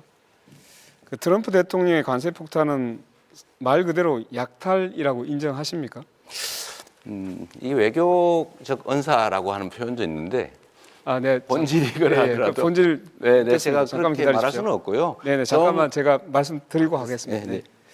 그 바이든 정부 시절부터 우리 기업들은 미국의 가장 손쉬운 사실 표적이었습니다. 삼성 60조, 현대차 31조, SK 하이닉스 6조, 이 세 기업만 하더라도 100조 원입니다. 미국의 공장을 짓고 미국 노동자를 채용하게 됩니다. 근데 트럼프가 이것도 모자라 가지고 더 내놓으라고 말을 하고 있습니다. 이거 알고 계시잖아요, 그죠? 네, 제가 그대로 질문하겠습니다. 자, 관세 전쟁에서 사실 가장 먼저 위험한 것은 대기업은 그래도 자기 방어력이 있습니다. 네. 중소기업입니다, 이거. 우리 9만 5천 개의 중소기업이 수출을 하고 있습니다.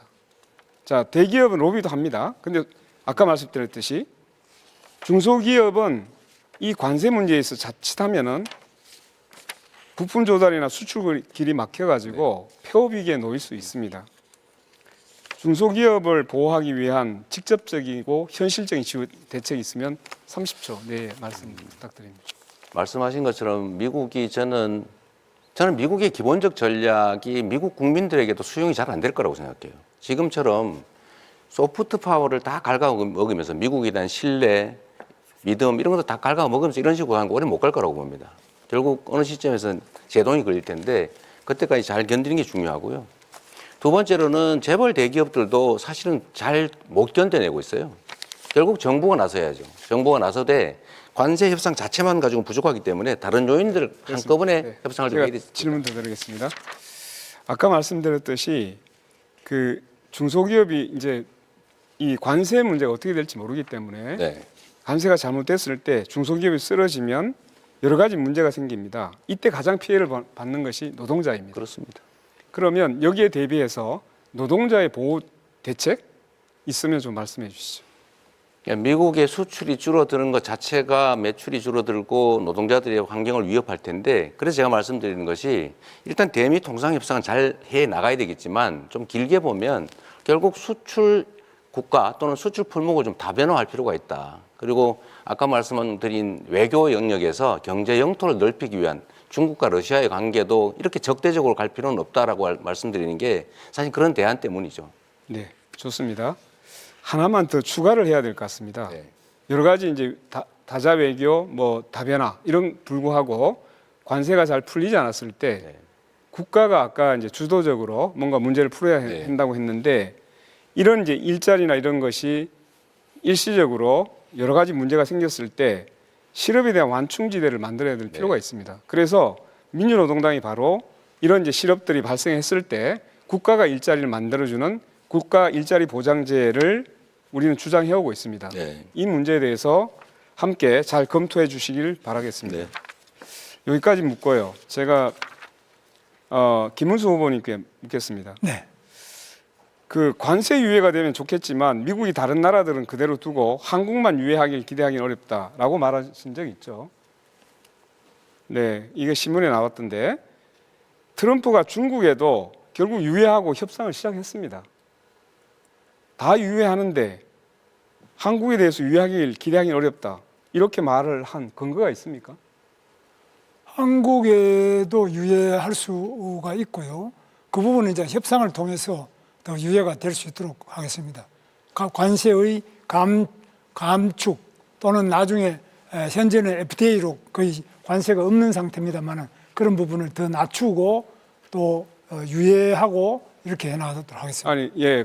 그런데 왜 미국이 다른 나라들은 그대로 두고 한국만 유예하길 기대하기는 어렵다. 이렇게 이야기를 합니까?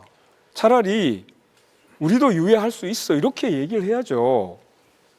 아니, 국회에 나가서는 그 윤석열 내란에 대해서 사과하라니까 꼿꼿했던 김문수 아닙니까? 근데 왜 미국 앞에 가서는 그렇게 약한 모습만 보입니까? 미국 군수 아닙니까? 미국하고 관계는 신뢰를 바탕으로 해서 당당하고 꼿꼿하게 나가겠습니다. 아, 앞으로 꼿꼿하게 나가겠습니다. 네, 물론입니다. 뭐 미국의 트럼프에 그래서 비해서 우리가 뭐 꿀릴 근데 게 없습니다. 트럼프에 맞서자고 하니까 왜 그걸 반미라고 얘기합니까? 맞서자고 하는 것하고 우리가 당당하게 네, 묻겠습니다. 하나 더 꿀리지 묻겠습니다. 않는 거하고 다르죠. 예, 하나 더 묻겠습니다. 이제 대선이 끝나면 제일 국정과제가 미국과의 협상입니다. 제일 중요할 것 같습니다. 정상회담도 추진해야 되기 때문에 그 협상 대표단을 누가 이끌 것인지 매우 중요합니다. 저는 세 가지 원칙을 지켜야 된다고 생각합니다. 첫째, 국익. 둘째, 경제자주권. 그리고 안보. 매우 중요합니다. 권영국 민주노동당에서는 협상 대표 책임자로 우리 당의 외교 국방 전문가 김종대 전 의원을 내세우려고 합니다. 이재명 후보께 묻겠습니다. 사실 김현종 씨를 아마 내정하고 있는 것으로 보이는데요. 우리가 보기에는 이 경제자주권을 지키는 데 있어서는 여러 문제 비난의 소지가 있습니다. 이 문제에 대해서 어떻게 생각하시는지 말씀 간단히 듣고 두 분께 묻겠습니다. 혹시 협상 대표자를 두 분께서는 준비하고 계신지 묻겠습니다. 우선. 아직은 선거가 계속 중이어서 그걸 준비하기는 사실 어려운 상태고요. 다만 기본적인 방침은 가지고 있는데 말씀하신 것처럼 우리가 싸워서 해결할 수 있다면 싸우는데 또 협상할 건 협상하고 강하게 할 건 하고 약할 건 약하게 또 협상 방법도 상당히 복합적으로 유연하게 배합해야 되기 때문에 뭐 이리적으로 말하기 좀 어려운 측면이 있습니다. 네, 자 권영국 후보께서도 주도권 시간을 모두 사용하셨습니다. 자, 여러분께서는 지금 중앙선거방송 토론위원회가 주관하는 제21대 대통령 선거 후보자 토론회를 시청하고 계십니다. 한 차례 더 공약 검증 토론을 진행해 보겠습니다.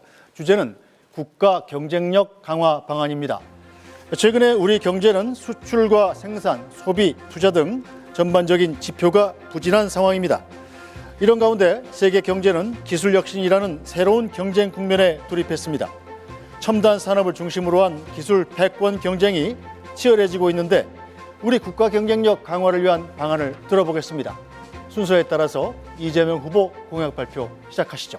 시간은 1분 30초입니다. 네, 세계 경제가 어렵다고는 하는데 대한민국 경제만 더 많이 어렵습니다. 마이너스 성장이라는 게 상상하기 어렵지 않습니까? 물론 뭐 우리 인구도 줄어들고 여러 가지 복합적인 원인도 있습니다만 제일 큰 원인은 이 윤석열 정부 국민의힘 정권의 무능, 무책임 때문입니다. 지난 3년 동안 대체 뭘 했나 한번 생각해 보면 기억나는 게 없습니다. 일단은 내수 시장이 완전히 죽었습니다. 아까 우리 권영국 후보께서 그 말씀하셨는데 저희도 세금 안 깎아주려고 노력했죠. 그런데 뭐 안 하면 큰일 날 것 같이 온 동네가 난리가 나서 결국은 재벌만 깎아주는 것은 저희가 막았습니다만 어쨌든 세금을 깎아줘서 재정이 부족해졌고 또 내수 시장이 죽고 또 국제 문제에 우리가 잘 대응을 못하다 보니까 상당히 어려워진 거죠. 단기적 대응도 해야 되겠지만 장기적으로 성장 동력을 회복해야 됩니다. 그 첫 번째는 AI를 중심으로 한 첨단 기술 산업에 대한 투자 늘려야 됩니다. 정부가 책임져야죠. 두 번째는 지금 전 세계가 기후위기 때문에 재생에너지 사회로 전환되고 있는데 우리는 재생에너지에 대한 대책이 거의 전무하다시피 해요. 재생에너지 관련 산업을 대대적으로 신속하게 키워야 됩니다. 세 번째는 우리가 가진 특장점이 있습니다. 문화적 역량이죠. 문화산업을 대대적으로 육성하면 길이 생길 것이다 이렇게 생각합니다. 네, 김문수 후보 공약 발표하시죠. 저는 경제 판가리로 국가 경쟁력을 획기적으로 제고하겠습니다. 첫째는 규제를 혁파하겠습니다. 규제혁신처를 만들어서 규제를 상시 관리 감독 철폐하겠습니다. 노동개혁으로 대기업과 중소기업 간의 격차를 완화하도록 하겠습니다. 두 번째로 첨단 인프라를 구축하겠습니다.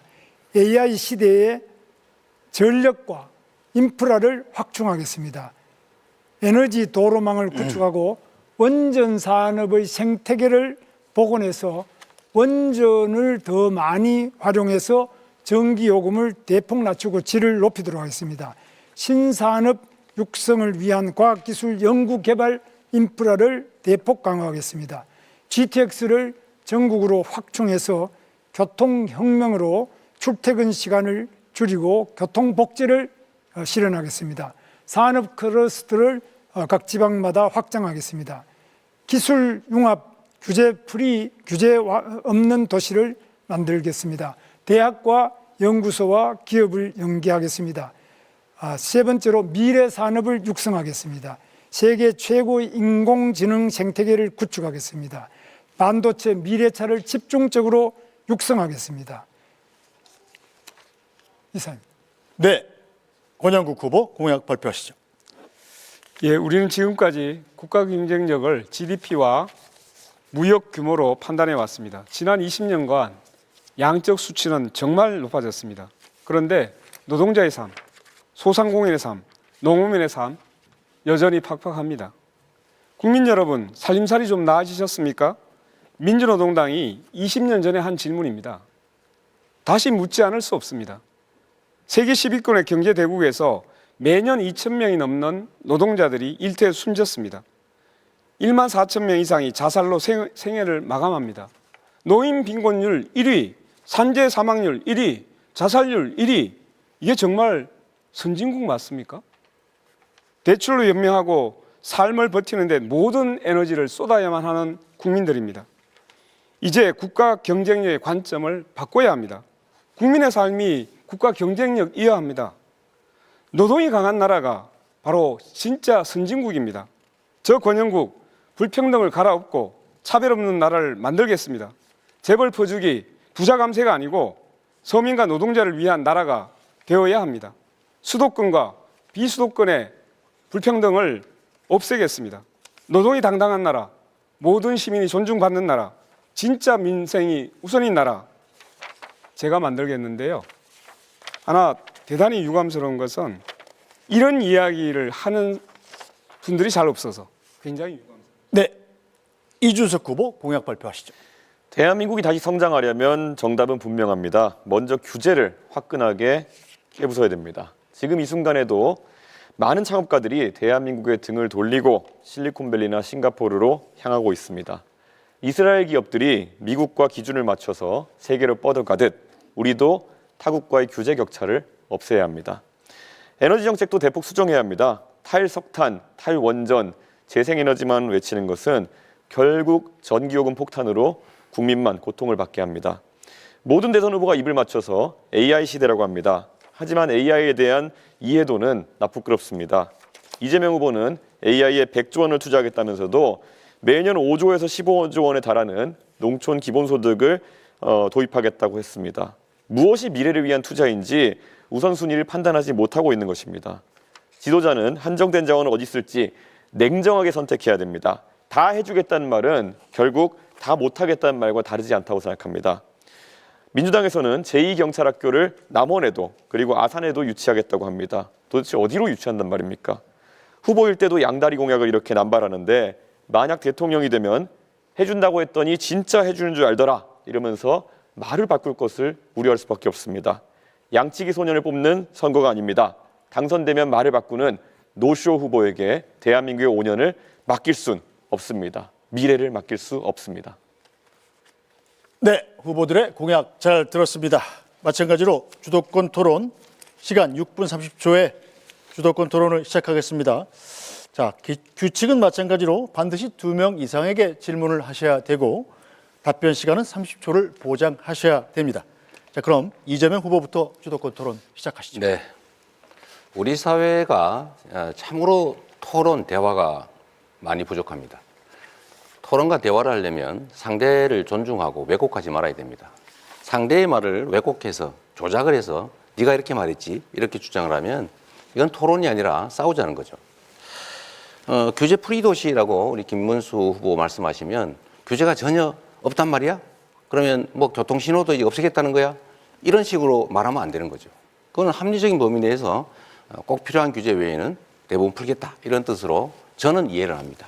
이제 앞으로 좀 토론해서 상대가 하는 말이나 이런 것들을 왜곡해가지고 조작해가지고 없는 말 가지고 또는 엉뚱하게 이렇게 안 하면 합리적인 토론이 좀 가능하지 않을까 그런 생각합니다. 마찬가지예요. 우리 이준석 후보 지금 농촌 기본소득 5조 원, 7조 원 드는데 하겠다는 거냐? 농촌 기본소득을 저희가 도입을 하는데 제가 그렇게 다 전면적으로 한다고 하지 않았어요. 예를 들면 아니면 시군, 특히 군 되겠죠. 이런 데서 매칭으로 좀 조금씩 나눠서 하고 가능한 범위 내 예를 들면 인구 소멸 위기가 큰 지역 중심으로 순차적으로 한다고 하지 않습니까? 그걸 왜 한꺼번에 한다고 전제를 하고 이렇게 공격을 하나 좀 이해가 좀 안 된다 이 말씀 드리고요. 이 기업 규제 합리화 얘기를 많이 하시지 않습니까? 저도 동의합니다. 기업 규제, 불필요한 규제가 많죠. 공직자, 공무원들이 좀 자기 편하려고 하는 그런 규제가 많아요. 그런 건 당연히 줄여야죠. 없애거나. 또 시대에 안 맞는 규제 많아요. 그런 거 없애야죠. 또 새로운 영역에 대한 신설 규제도 가능하면 절제하는 게 필요하죠. 저는 이래서 규제에 대해서는 이렇게 표현하고 싶어요. 완화, 해소 이렇게 말하지 말고 합리화하자. 필요한 규제는 강화하고 불필요한 규제는 해제하거나 완화하자. 합쳐서 규제 합리화 이런 게 필요하다고 생각합니다. 김문수 후보님, 네. 제가 여쭤볼게요.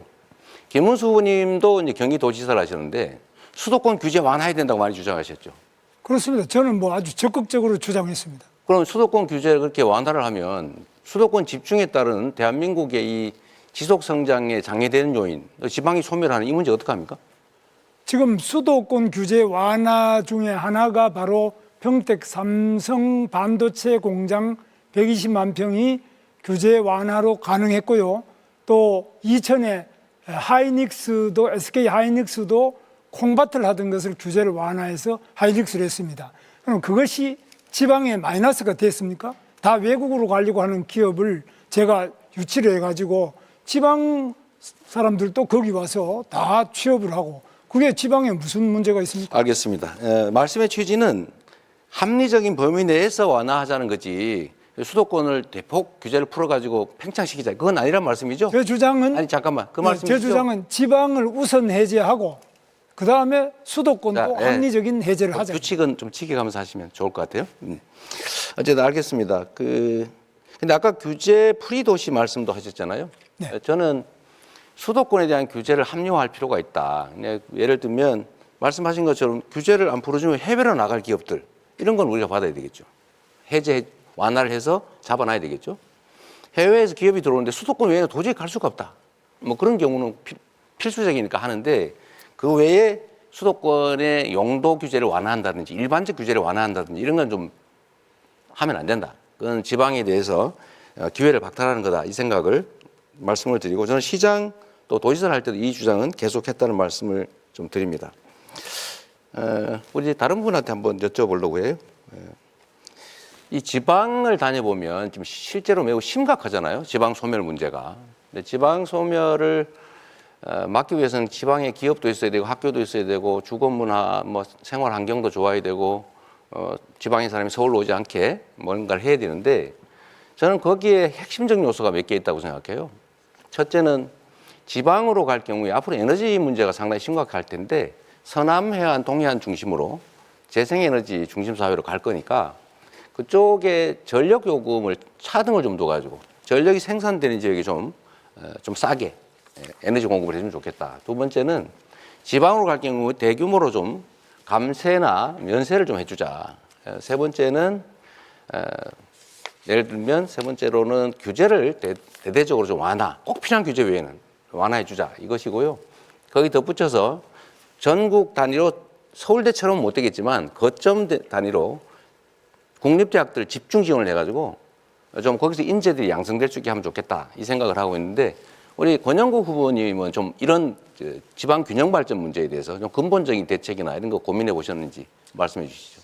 예, 저는 기본적으로 지방 분권을 먼저 고민을 해야 된다고 생각합니다.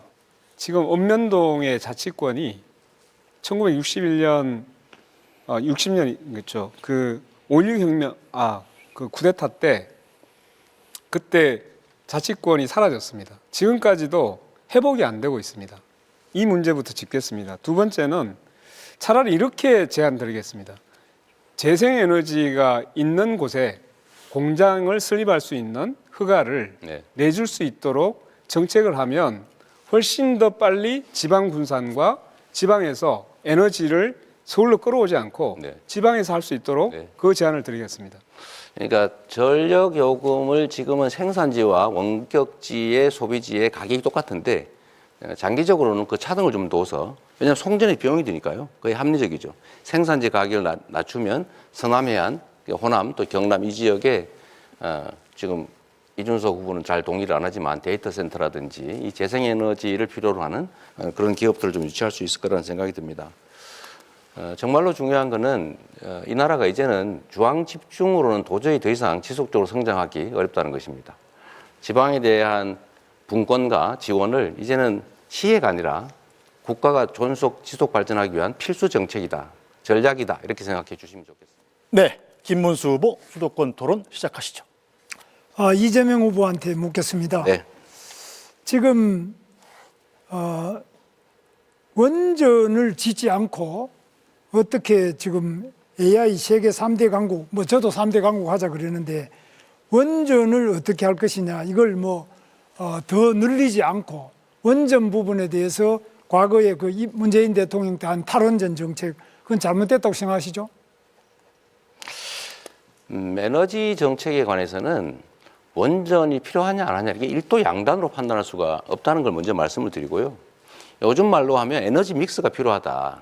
원전도 필요하고 재생에너지도 필요하고 그다음에 다른 에너지도 좀 복합적으로 필요하죠. 다만 그 비중을 어떻게 할 거냐 그 측면에서 원전은 기본적으로 위험하고 좀 지속성에 문제가 있다. 그러니까 가능하면 원전을 활용은 하되 너무 과하지 않게 재생에너지 중심 사회로 전환해 가자. 이 말씀을 제가 드리는 겁니다. 혹시 우리 이재명 후보께서 우리 두산중공업이나 원자력 발전소를 만드는 그 원자로를 만든다든지 원자력 발전소 가셔가지고 그게 얼마나 안전한지를 점검하는 그런 현장을 한번 가보셨습니까? 그걸 꼭 현장을 가봐야 아는 건 아닌 것 같고 폐기물 문제라든지 사고가 났을 때 엄청난 피해 이런 것들을 고려하면 가급적이면 원전을 피하는 게 좋은데 기저전력으로 과연 원전을 완전히 지금 단계로 완전히 중단할 수 있냐? 저는 아니라고 생각해요. 가능한 범위 내에서 활용을 좀 하고 대신에 지금 이제 좀 더 안전한 SMR 같은 것들을 지금 연구 개발하고 있잖아요. 그건 계속 하고 그 안전하고 편의적이고 비용이 싸면 이제 그런 것들은 써야죠. 일도 양단도 쓸 거냐 말 거냐 이렇게 하는 것은 너무 극단적이다. 국가 경영은 그렇게 단순하지 않죠. 그런데 우리나라가 원전 건설하는데 세계적인 선진 강국입니다. 그래서 맞죠. 저는 원전의 반응로를 만든다든지 실제로 원자력 발전소로 가서 또 원자력 안전연구소나 이런 데로 가서 점검을 해봤는데 해보면은 만약에 그 위에 원자폭탄, 소형 원자폭탄 같은 게 나가사키, 히로시마에 떨어졌던 그런 정도가 떨어져도 그 위에 원자로 반응을 하는 부분이 파괴되거나 원자력 자체에 고장이 없습니다. 그래서 굉장히 안전합니다. 이걸 자꾸 문재인 대통령처럼 거의 영화 하나 보고 그냥 원전 위험하다 이렇게 생각하는데 원전이 위험하다는 이런 이야기가 잘 관리되는 원전은 위험한 것이 아니라 오히려 더 안전하고 더 친환경적이다 이런 것은 인정하지 않습니까? 저는 우리 김문수 후보님 말씀이 언제나 약간씩 어폐가 들어있어요. 예를 들면 네. 그렇게 안전하면 후쿠시마 원전 사고 왜 났습니까? 네. 체르노빌은 왜 사고 났어요? 그거는 대한민국의 원자로는 영원히 안전할 것이다. 그거 어떻게 보장합니까? 아닙니다. 잠깐만. 지금 당장은 눈으로 보기 안전할지 몰라도 사고가 날 수 있죠. 위험하죠. 더하기 거기서 나오는 폐기물 처리 문제가 해결이 안 되고 있지 않습니까? 그 두 가지 문제 때문에 가급적이면 안전한 재생에너지로 가자. 대신에 그 사이에는 좀 섞어서 쓰자. 그게 제 입장입니다. 뭐 저도 재생에너지를 하지 말자는 것이 아니고요. 원자력 발전소가 다른 풍력에 비해서 8분의 1, 비용이 8분의 1밖에 안 들고 태양광에 비해서도 6분의 1도 안 됩니다. 그래서 이렇게 값싸고 안전한 원자력을 왜 그동안 안 했느냐, 이것이 잘못된 환경론자들의 주장 때문에. 그런데 이런 부분에 대해서 이준석 후보는 어떻게 생각하십니까? 실제로 맞는 지적을 하셨다 생각하고요. 지금 이재명 후보께서 결국엔 뭘 자꾸 발전시키겠다 이렇게 말씀하셔서 비용 추계라든지 실제 어떻게 경쟁력을 갖출지에 대해서는 말씀을 잘 안 하고 계십니다. 아까 AI 산업 발전시키기 위해서는 김문수 후보님 말씀하신 것처럼 전력 확보가 제일 중요합니다. 그런데 비용 구조상 아까부터 계속 강조하시는 서남해안의 풍력 발전 같은 경우에는 킬로와트당 균등화 발전 단가가 300원 가까이 가는 그런 발전이고, 김문수 후보님 말씀하시는 거는 한 50원, 60원 정도의 균등화 발전 단가가 피는 원전인데 어느 것이 더 효율적인지는 이미 드러나 있는 것이거든요. 그런데 아마 이재명 후보께서 그런 아까 말씀하신 환경론자들의 말에 너무 많이 휘둘려가지고 국가 대사를 판단하시는 게 아닌가 이런 우려가 있어서, 만약에 혹시 집권하는 일이 생긴다 하더라도 그런 환경 카르텔에 대한 입장을 계속 받아들여서 오히려 산업을 좀 저해시킬 것 같다. 그런 우려가 오늘 토론하시는 걸 보니까 좀 들게 됐습니다. 네. 두 분께서 저를 협공을 하면서 저한테 기회를 안 주시네요. 아니, 저는 저한테 질문 안 하시잖아요. 네, 그 다음에 지금 우리 이재명 후보에게 말씀드리는데, 네. 이번에 이재명 후보께서는 지금 주가 지수 5천 시대를 열겠습니다. 그랬어요. 네. 지금 그런데 5천이 되면 저도 환영입니다. 좋겠는데 이거 들은 분들이 이거 5천이라는 거는 좀 심한 거 아니냐 이렇게 보는 분들이 많은데, 네. 우리 이준석 후보께서는 어떻게 보십니까? 이거 5천이 가능합니까? 저는 주식을 잘 몰라서. 저도 5천 하면 좋다 이런 생각을 하는데요. 예. 아마 이재명 후보께서 예전에 주식을 처음 경험하실 때 조금 뭐 친구분의 권유나 이런 거로 작전주로 경험을 하셨다고 본인이 얘기하신 바가 있거든요. 그래가지고 이런 걸 너무 가볍게 생각하시는 게 아닌가 좀 그런 인식인데, 당장 이번에 민주당에서 상법 개정안을 추진한 것에 대해서 저는 개인적으로는 긍정적으로 평가합니다. 대주주의 어떤 강압적인 물적 분할이라는 걸 통해 가지고 일반 주주들이 손해 보는 상황 속에서는 주가가 안 오릅니다. 그렇기 때문에 기업인이 자유롭게 경영할 수 있도록 하는 것, 또는 회사가 자기에게 맞는 판단할 수 있게 하는 것은 중요한데, 또 그 말만 하면 되는데 이재명 후보께서 표가 된다고 생각해서 부산 가가지고는 또 HMM이니 또 SK해운이니 이런 것들 또 민간 기업인데 잠시 민영화를 앞두고 있다는 이유만으로 옮겨버리겠다 했습니다. 그런 게 바로 주식시장에 있는 이재명 리스크다, 이렇게 말씀드릴 수 있을 것 같습니다. 네, 뭐 저는 정말 그렇게 되면 좋겠는데 참. 네, 이제 권영국 후보 주도권 토론 시작하시죠. 네, 우선 세 분에게 다시 묻겠는데요. 우선 이재명 후보께 묻겠습니다. 그 차별 없는 나라가 경쟁력 있는 나라입니다. 이번 광장에서 2030 청년들이 가장 많이 요구한 것이 차별금지법 제정입니다. 네. 1997년 김대중 전 대통령은 당 총재 시절 앞으로 이 땅에서 영원히 차별을 없애 나가겠다 하면서 차별금지법을 제정하겠다고 약속한 적이 있으십니다. 2007년 노무현 정부도 차별금지법을 발의했습니다. 2013년 문재인 대통령도 국회의원 시절 법안을 발의했습니다. 이재명 후보께서는 차별금지법 제정에 동의하십니까? 일단 저한테 기회를 주셨으니까 간단하게 재생에너지 생산 단가가 8배 비싸다, 6배 비싸다, 뭐 킬로와트당 잠깐만요, 300원이다. 이거는 아니요. 체크를 해볼 필요가 있을 것 같고요. 그만하시죠. 예. 규모화를 하면 그건 어느 정도 해결할 수 있다는 말씀드리고, 차별금지법 관련해서는 차별이 어떤 특정 요소에 의해서 생기는 거 방치하는 거 바람직하지 않긴 한데, 네, 지금 단계로 거기까지 듣겠습니다. 네. 여러 가지 뭐 사회적 합의 이런 얘기를 많이 하시는 것 같아요. 그런데 28년입니다.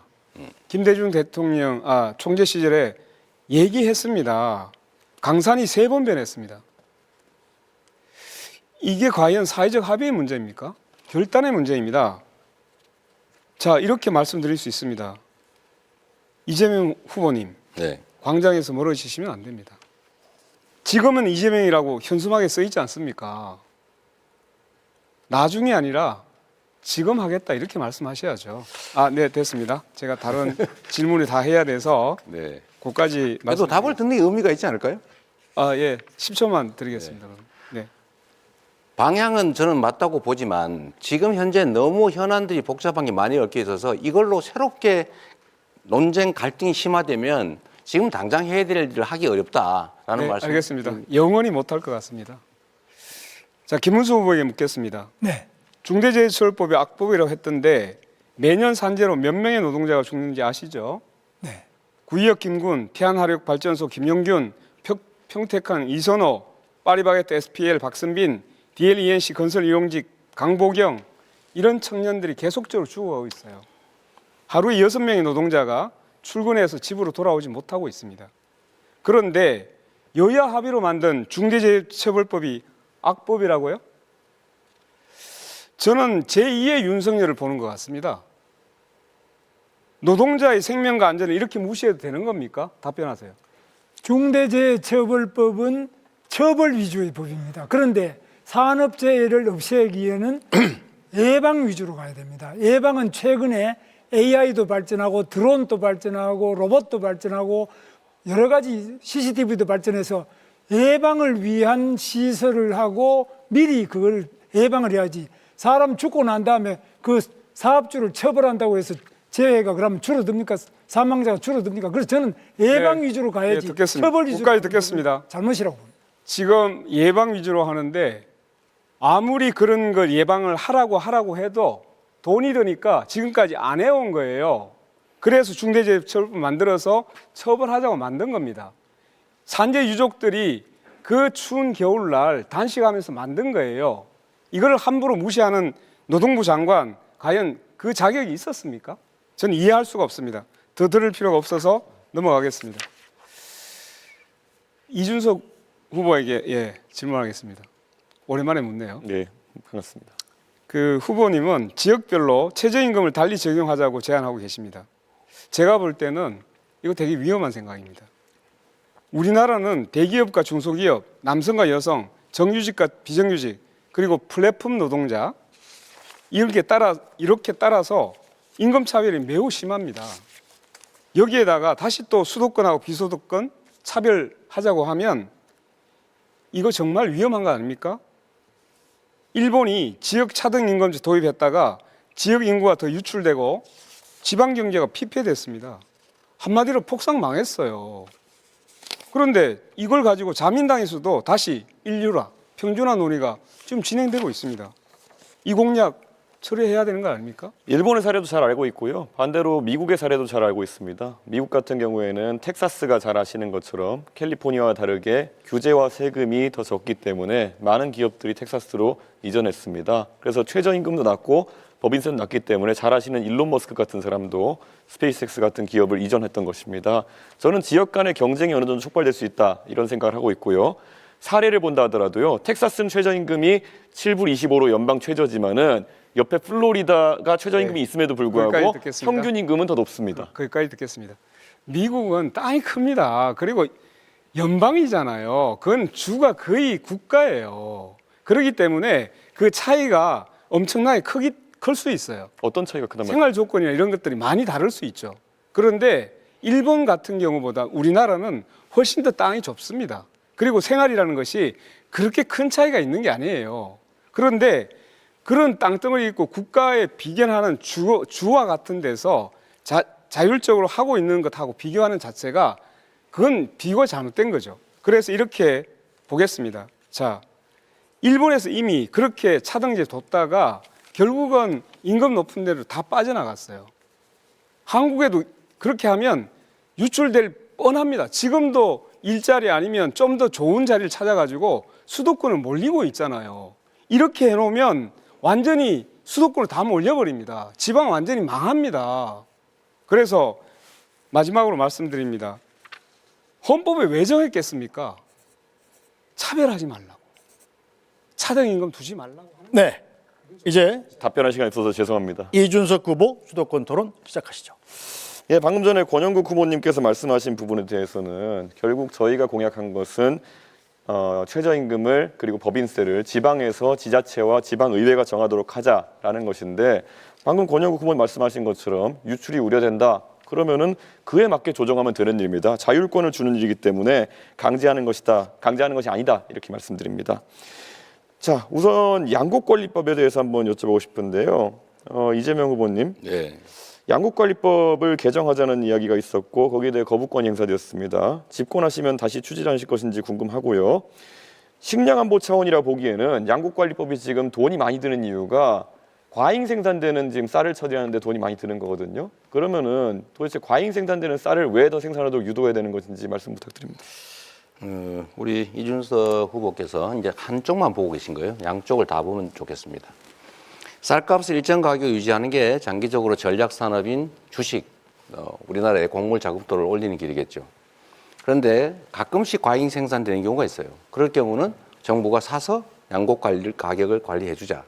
대신에 여기 추가로 경작 면적을 조정하기 위해서 대체작물 지원 제도를 도입하자. 이 두 가지를 동시에 도입하면 정부가 쌀 사지 않기 위해서 대체작물 지원을 예측해서 충분히 알겠습니다. 하면 관리가 가능하죠. 결국 3조 원씩 더 쓰겠다는 말을 그냥 저렇게 돌려가지고 핑계를 대고 있다 이렇게 보면 될 것 같습니다. 안 쓰려고 대체작물 제도를 도입한다니까요. 이재명 후보님께서 스테이블 코인 이런 얘기도 하셨어요. 그런데 스테이블 코인 얘기하시면서 사실 어떤 방식인지 뭐 담보형이라고 하셨는데 담보형 코인들 중에서도 제가 알기로는 미국 달러화를 기반으로 한 담보형 코인 외에 실제로 스테이블 코인이 사용되는 경우가 거의 없습니다. 실제 USDT, USDC 두 가지가 90%가량의 유통량을 담당하고 있는데요. 혹시 USDT와 USDC 어떤 부분이 차이가 있는지 알고 계십니까? 첫째로 곡물 쌀값 관리에 3조 아니 원이 USDT, 든다. USDC 질문입니다. 잠깐만 계세요. 저 대답은 수도권 우리가 토론입니다. 자율적으로 하는 것이죠. 그거는 수도권 토론입니다. 예. 그렇더라도 답을 들어보고 가세요. 그거 얘기하고 다음에 할 거니까. 시간 낭비하시려고 하는 자, 거죠. 3조 원을 쓴다는 얘기는 사실이 아니다. 그렇게 단정해서 그렇게 남의 정책을 호도하지 않으면 좋겠다는 것이고요. 두 번째로 원화 기반의 코인을 만든다라고 하는 것은 담보를 그 액수만큼 넣어놓고 거기에 맞게 코인을 발행하게 허용을 하겠다 알겠습니다. 이겁니다. 알겠습니다. 그러면은 안정성이 있죠. 예. 왜 그래서 문제가 결국에는 지급 준비율을 얼마로 하겠다는지 이런 것들을 여쭤볼 수 1대1로 있겠는데요. 한다고요. 1대1이면 그게 동작 가능한지 궁금하고요. 자, USDT, USDC 차이는 USDC 같은 경우에는 주체가 계좌 동결 등을 할 수 있기 때문에 훨씬 관리가 엄격합니다. 그런데 이번에 민주당이 추진하는 스테이블 코인 같은 경우에는 이런 자금의 불법적 유통이나 이런 것을 막기 위해서 어떤 장치를 할 것인지 이런 것도 궁금하고요. 예를 들어 USDC 이런 것들은 대북 송금 같은 걸 하더라도 그걸 전부 다 계좌를 동결할 수 있기 때문에 조금 더 안전한데 이런 스테이블 코인에 대한 구체적인 전략 없이 실제로 그냥 이야기해 버리되면은 작전주 하시던 것처럼 그냥 시장을 들썩이게 하는 효과밖에 없다 이렇게 말씀드릴 수 있을 것 같습니다. 이게 코나이 같이 또 어떤 기업이 맡아가지고 이런 사업을 진행하게 될지 갈수록 궁금해지고 있습니다. 답을 좀 할까요? 아니요. 그리고 민주당이 사실 허위사실 공표에 대해서 행위 부분을 삭제하겠다 이런 말을 하면서 이런 토론 자리에서 자유롭게 좀 말하자 이런 취지로 입법을 하는 걸로 알고 있는데요. 오늘 당장 아까 자랑스럽게 김용태 의원 얘기를 하시는데 김용태 의원이 이재명 후보 말씀하신 내용에 대해서는 부연해서 얘기하는데 그걸 왜곡이라 하시면서 바로 고발해 버리시는 취지는 뭡니까? 공직선거법 나는 고발하면 안 되고 김용태는 해도 된다 이런 겁니까? 이것도 역시 하나만 알고 계셔서 그런 거예요. 낙사복종 뭐 이런 거 하시려는 거죠? 우리가 얘기하는 것은 자신의 당선을 위해서 행위에 대해서 뭐 종교, 경력, 학력 이런 건 다 놔두고 과거에 있었던 어떤 행위에 대한 발언이 잘못되면 그걸 처벌하는 거 이거는 전 세계에 찾기 어려운 제도다. 이렇게 악용이 되지 않습니까? 그러니까 낙선 목적으로 타인에 대해서 허위 사실을 막 공표하는 건 처벌해야죠. 자기가 어떤 일, 옛날에 어떤 일, 친구하고 어떤 일이 있었는데 이런 얘기가 처벌하면 되겠습니까? 예. 그렇게 악용하면 안 된다. 그 얘기예요. 예, 어쨌든 뭐 AI 투자에 대해서도 계속 100조 말씀하셨는데요. 대충 그럼 100조라는 큰 돈을 국민들한테 제시하셨으면은 얼마를 어디에 넣겠다 정도 개괄이 있을 것 같은데 분야 한번 세 가지로 나눠보시겠습니까?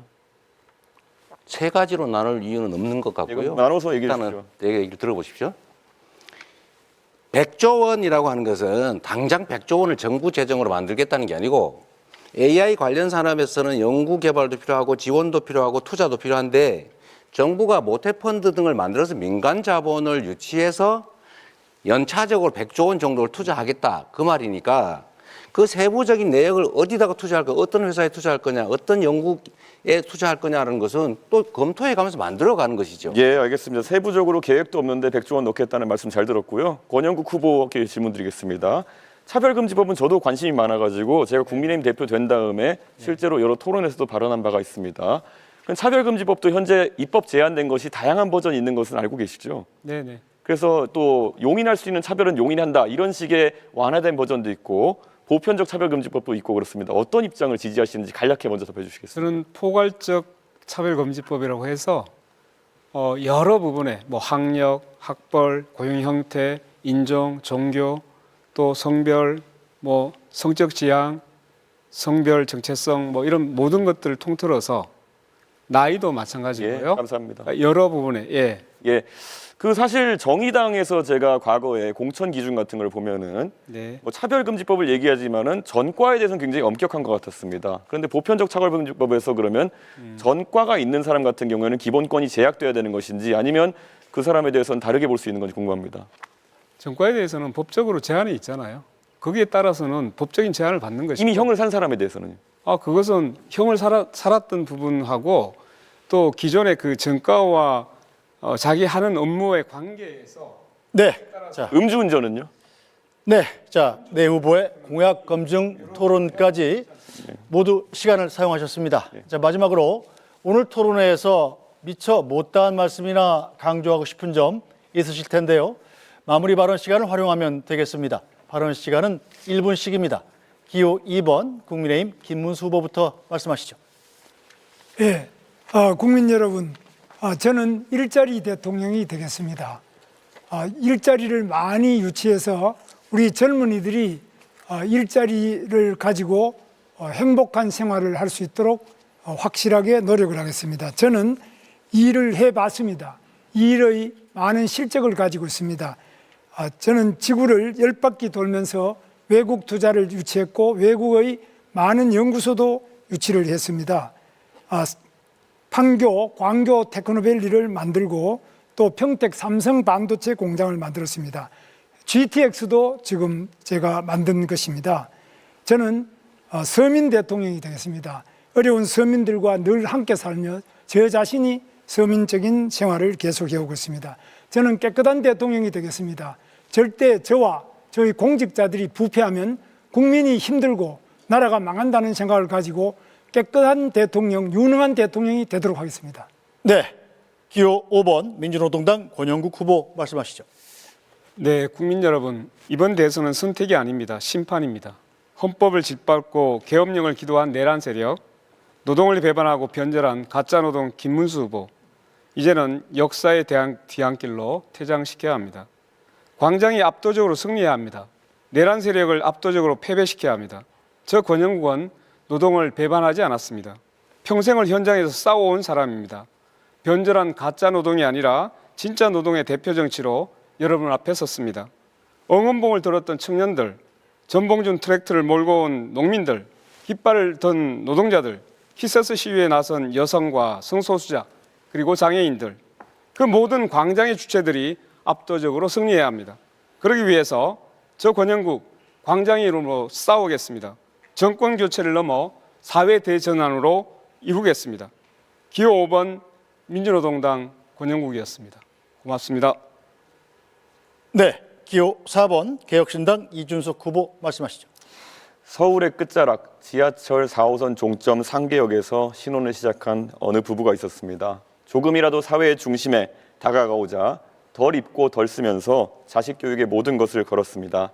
아이는 국비 유학생이 되었고 거대 정당의 대표까지 지낼 수 있었습니다. 이제는 공정한 대한민국을 신뢰하며 대통령 후보로 나섰습니다. 이 이야기는 저희 가족만의 이야기가 아니어야 합니다. 오늘보다 나은 미래를 다음 세대에게 물려주고자 하는 애틋한 마음, 그것이 지금까지 대한민국을 지탱한 정신입니다. 이준석은 이 전통을 이어가고 싶습니다. 누군가는 자녀 세대의 미래를 빚으로 당겨서 가불해서 쓰자고 얘기합니다. 그것은 대한민국의 방식이 되어서는 안 됩니다. 저 이준석을 대한민국의 대통령으로 만들어 주십시오. 건전한 정책으로 기회의 사다리를 지켜 다음에는 여러분의 자녀와 손주들이 이 자리에 서는 꿈을 지켜내겠습니다. 네, 기호 1번 더불어민주당 이재명 후보 말씀하시죠. 존경하는 국민 여러분, 지금이 참으로 큰 위기입니다. 얼마나 먹고 사는 일이 힘들고 팍팍합니까? 지금 내란 세력들 때문에 나라가 이렇게 위기에 빠졌습니다. 지금 대통령 선거를 앞두고 있습니다. 대통령. 크게 국민들을 통합해서 하나로 힘을 모으는 그런 우두머리겠죠. 이 대통령을 뽑는 데 있어서는 과연 그가 이 나라 이 국민들을 힘을 합쳐서 정말 새로운 대한민국으로 만들 수 있는지를 꼭 보셔야 합니다. 유능하고 충직한 그 대리인을 뽑아야 국민이 맡긴 권력과 예산을 오로지 국민만을 위해서 제대로 쓸 것입니다. 주어진 권력을 사적 이익을 위해서 남용하는 그런 정치 집단에게 다시 또 대한민국 운명을 맡길 수는 없는 것 아닙니까?